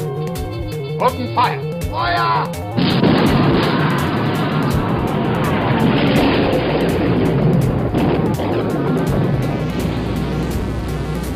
Open fire. Shoot! Fire!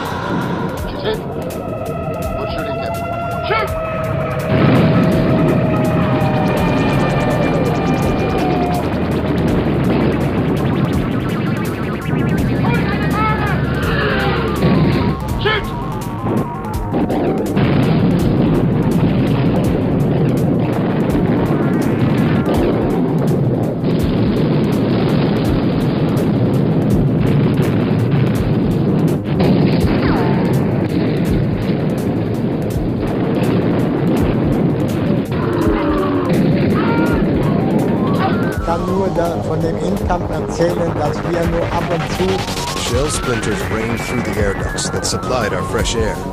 The shells were hitting us fast, violently.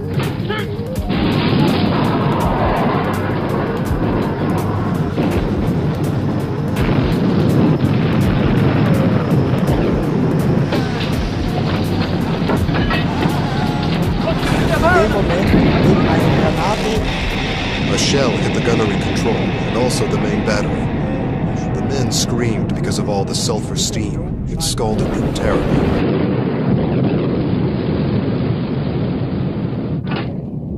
Our fuel state is critical, sir.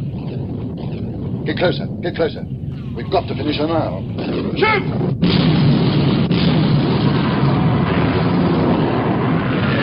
Wurde dann von der Schiffsführung durchgegeben.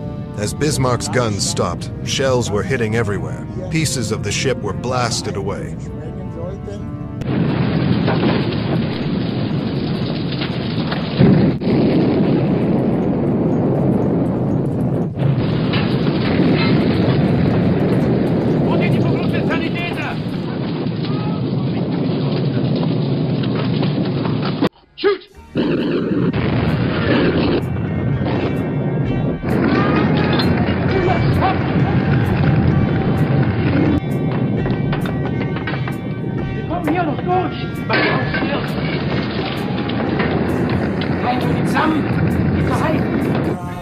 Hoffman, we have to fly the forward magazines. Get the men out. They can't get out, sir. They're trapped by the fire. There's too much danger of blowing up. Nothing. What about the men? I gave an order, Hoffman. Fly the forward magazines. Trap the forward magazines.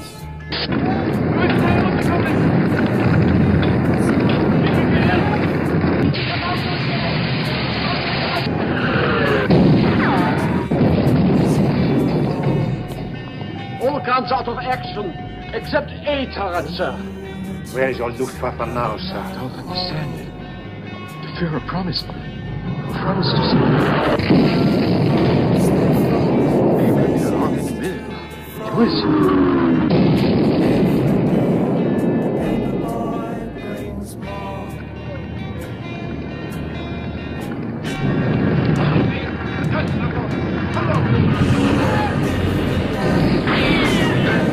Sir, all the officers on the bridge are dead. I have to tell him that all the guns are finished. Finished. Tell the men to abandon ship! Abandon ship! Abandon ship!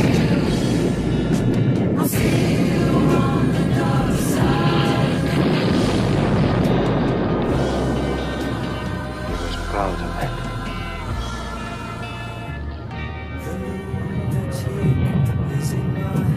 Tomorrow the world.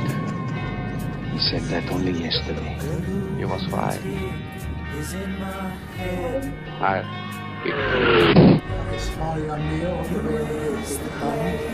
During the last battle, it was generally known that the signal had been given, abandon ship.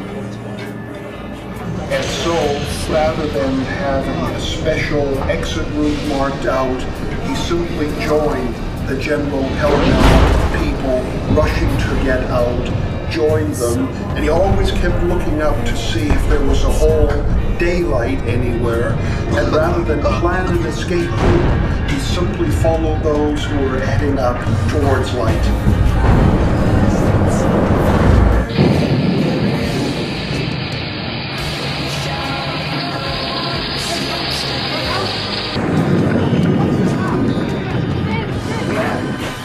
We've got her. She's finished. The Dorset has joined us, yeah? No, Dorset, finish her off the torpedo. Cease firing! Cease firing!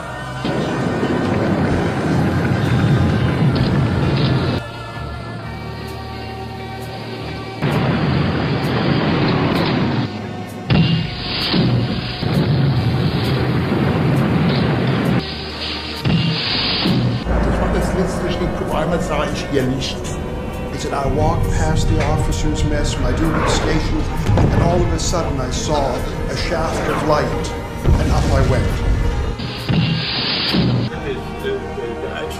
As he came up here, he went back this way to get to his locker to get a few personal items. Hier war der Shot. Yeah, and this is where the watertight door was. And as he was standing right here, a shell came right through here. and he ended up on his ass right here. Oh, it blew you across the room. That's a literal translation. Yeah, got it. On his ass.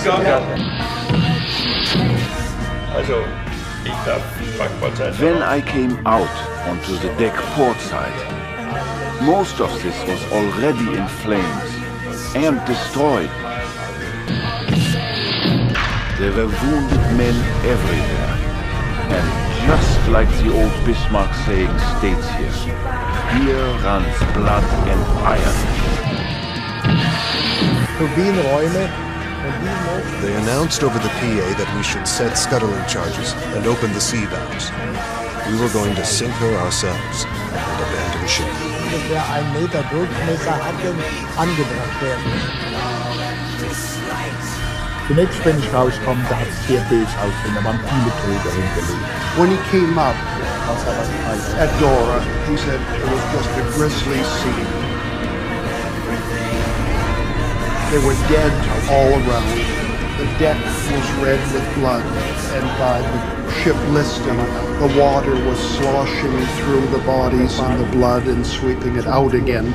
So he continued towards the stern of the ship.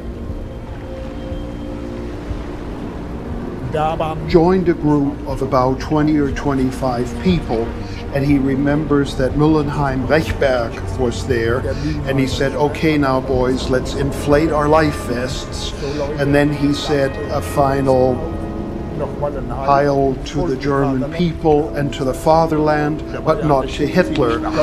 And then Karl remembers somehow they just slid off the deck and off the port side.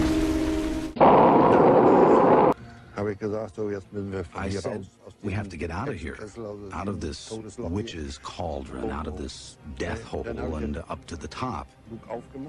As I got out of there, I saw things that I did not think possible. The turrets were ripped open like a tulip. I could see inside. Everything was on fire. There were explosions. There were about 20, 30, 40, 50, 100 dead. Some of them without legs, without arms, without heads. Our lieutenant was there. He had lost both legs. And he asked me if I had a cigarette. It was so hard, you can't even imagine.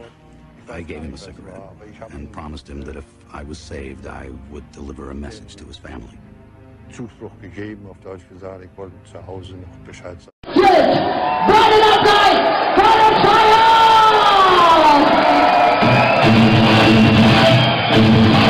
Clap your hands! Clap your hands, guys! Hey, hey, hey, hey! Louder, come on! I feel like thunder, falling on thunder, ready to fly!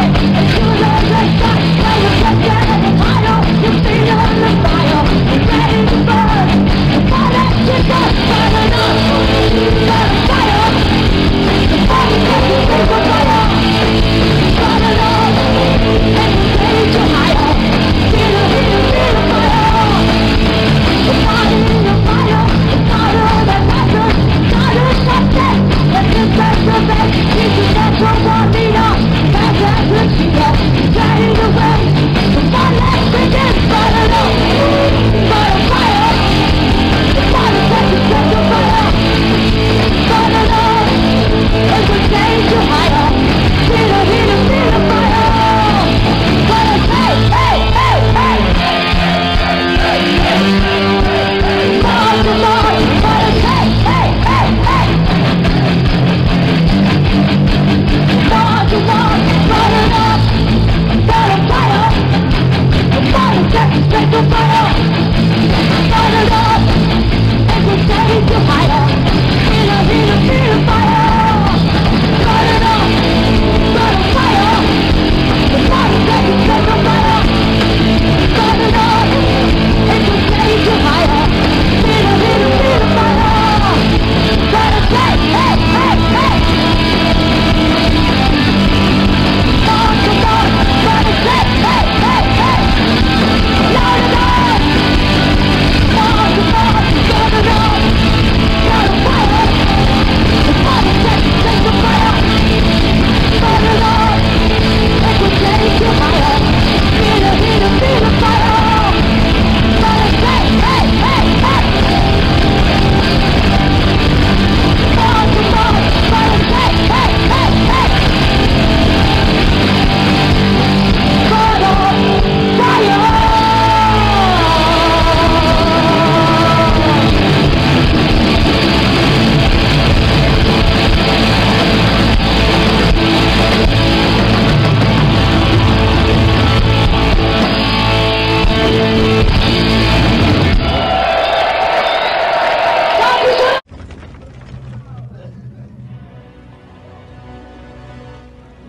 Wir haben weiter vergabt.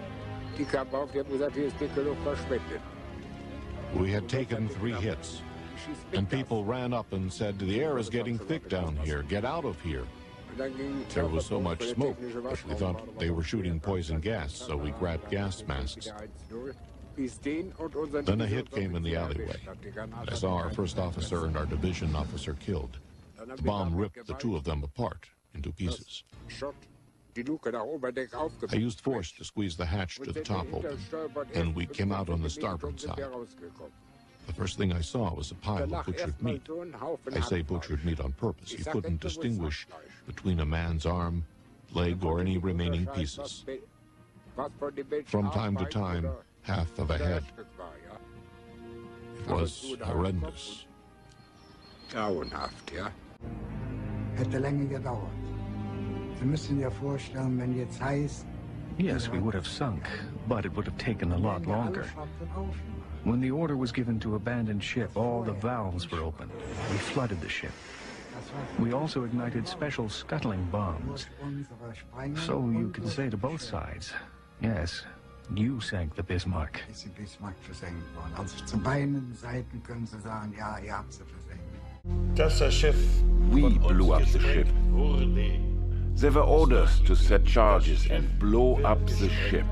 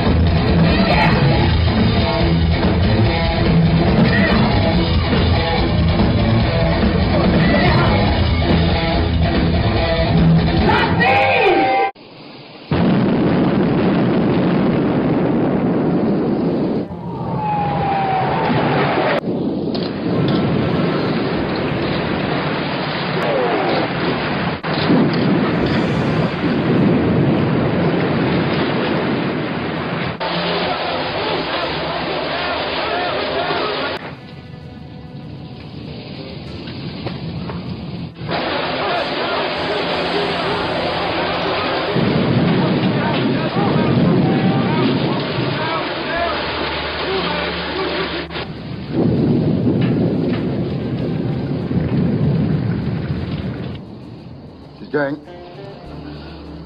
Yeoman? Sir. Tell Dorset to stand by to pick up survivors. Aye, aye,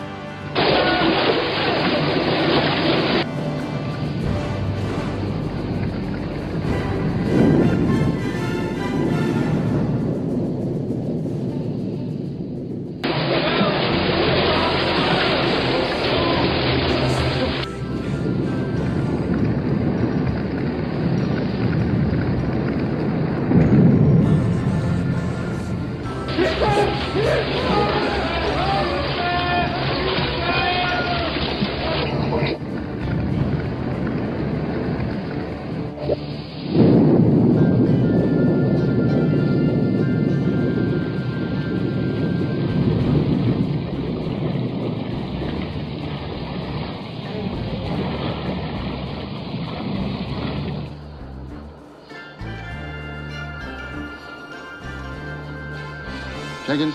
Sir. Make to Admiralty. Bismarck is sunk. Fleet is returning to Scarborough Flow. Aye, aye, sir.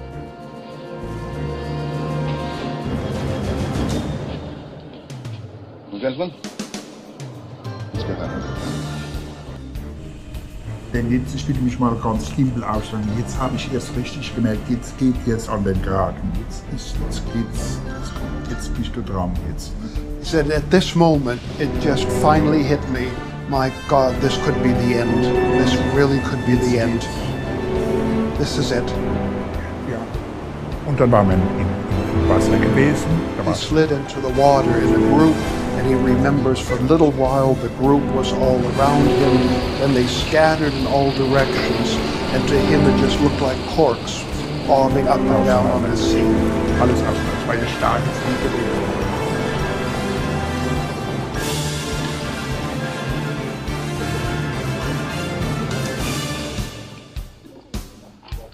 Signal from King George V, sir. Bismarck on fire amidships, two of her turrets out of action. Right. I thought I'd be cheering, sir, at this point. I'm afraid I can't. I know, it's always that way. The crew of the Dorsetshire treated us as though we were survivors of a shipwreck, not enemy soldiers. I still know many of them today. Much good camaraderie exists between us.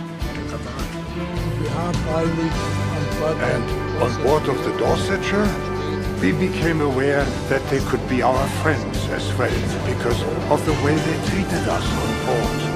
We couldn't have been treated any better. That's how you treat friends, not foes. The events that happened there, they will never go away. They just won't. What I saw, you might be able to mask it, but you can never completely forget it. These mountains of corpses, the body parts, it was unbelievable. And then the actual sinking of the ship and all those men who were swimming there, the hundreds that were... I was utterly horrified when all of a sudden we set off again and I realized that the others were not going to be rescued. Although I was unaware of it at the time, I had been one of the last to be rescued. Es ist höchstens nachher gewesen.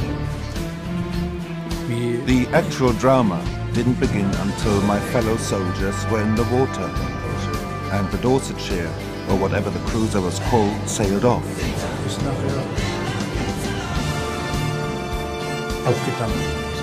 Sailed off without rescuing any more men.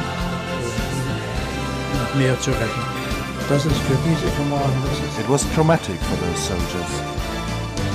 It was cruel, and I don't know. I can't imagine that a German submarine commander, that he would have sabotaged the rescue attempt by firing torpedoes at the ship. At the British ship. I can't imagine that.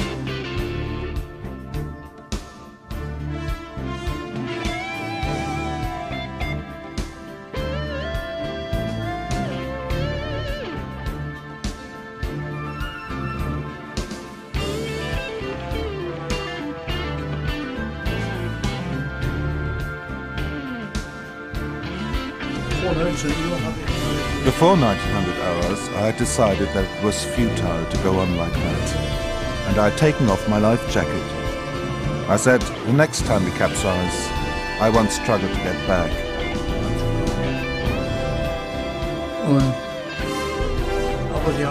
But my fellow soldiers won me around, saying that we should hold out, which is what we ended up doing. At 1900 hours, the submarine arrived.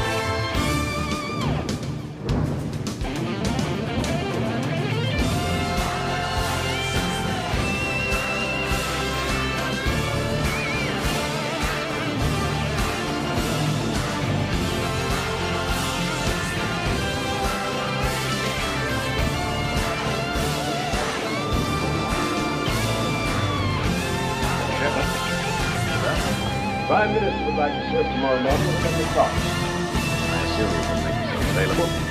Certainly, sir. Why should you want to see me? I don't know. Seems to think you had something to do with this operation. Thank you. Well done, Jonathan. Thank you, sir. Petty Officer Williams? Sir. Take a message for telegraphist Brown in the sick bay. Tell him the Bismarck's been sent. Aye, sir. May I offer my congratulations too, sir? Thank you. Take a message. Request pleasure of the company, Second Officer Ann Davis, at dinner. Accepted. Good. Now, I know you must be very tired, and it's nearly 9 o'clock. But how about tonight? Right now? I get my things.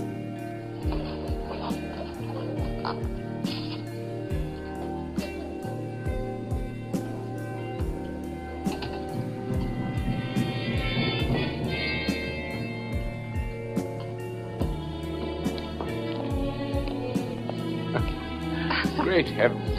It's 9 o'clock in the morning, and I asked you out to dinner. We could always make it breakfast, couldn't we? Why not?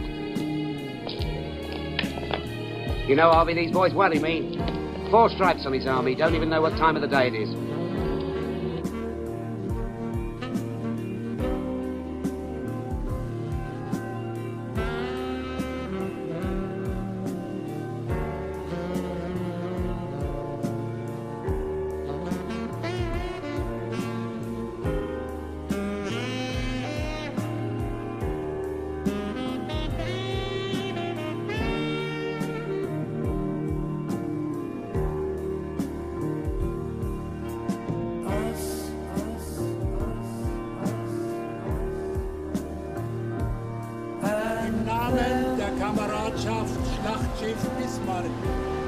We, the survivors of the gruesome naval battle in May of 1941, on this day especially want to remember all those who died at this very spot on that tragic day.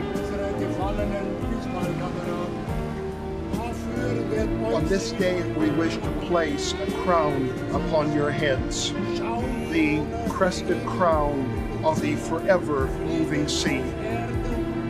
Peace on earth for all time and everywhere. Never again war. God only knows it's not what we would choose. It affected me very much looking down into the water and remembering what had occurred 61 years ago out of this event. Struggling for my life and to realize that I belong to the very few lucky ones that have survived this catastrophe.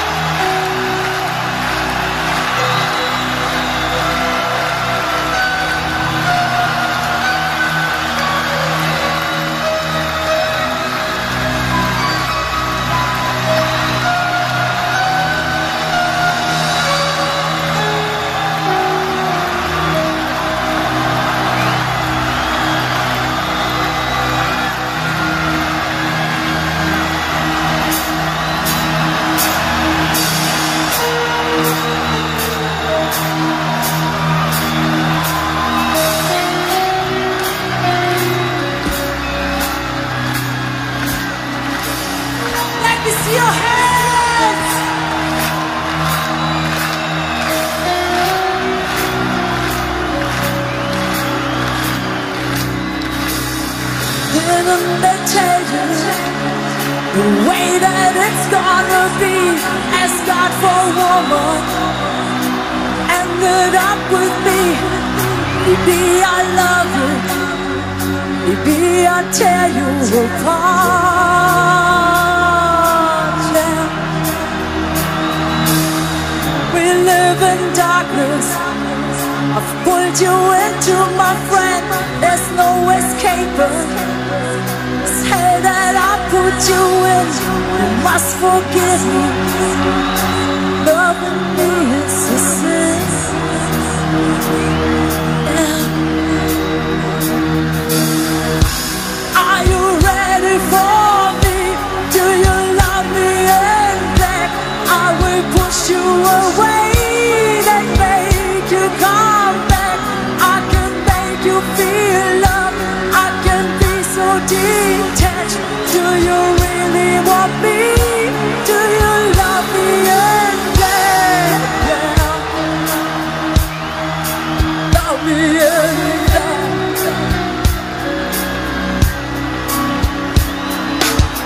When I first met you, I thought there was a mistake. How could you want me?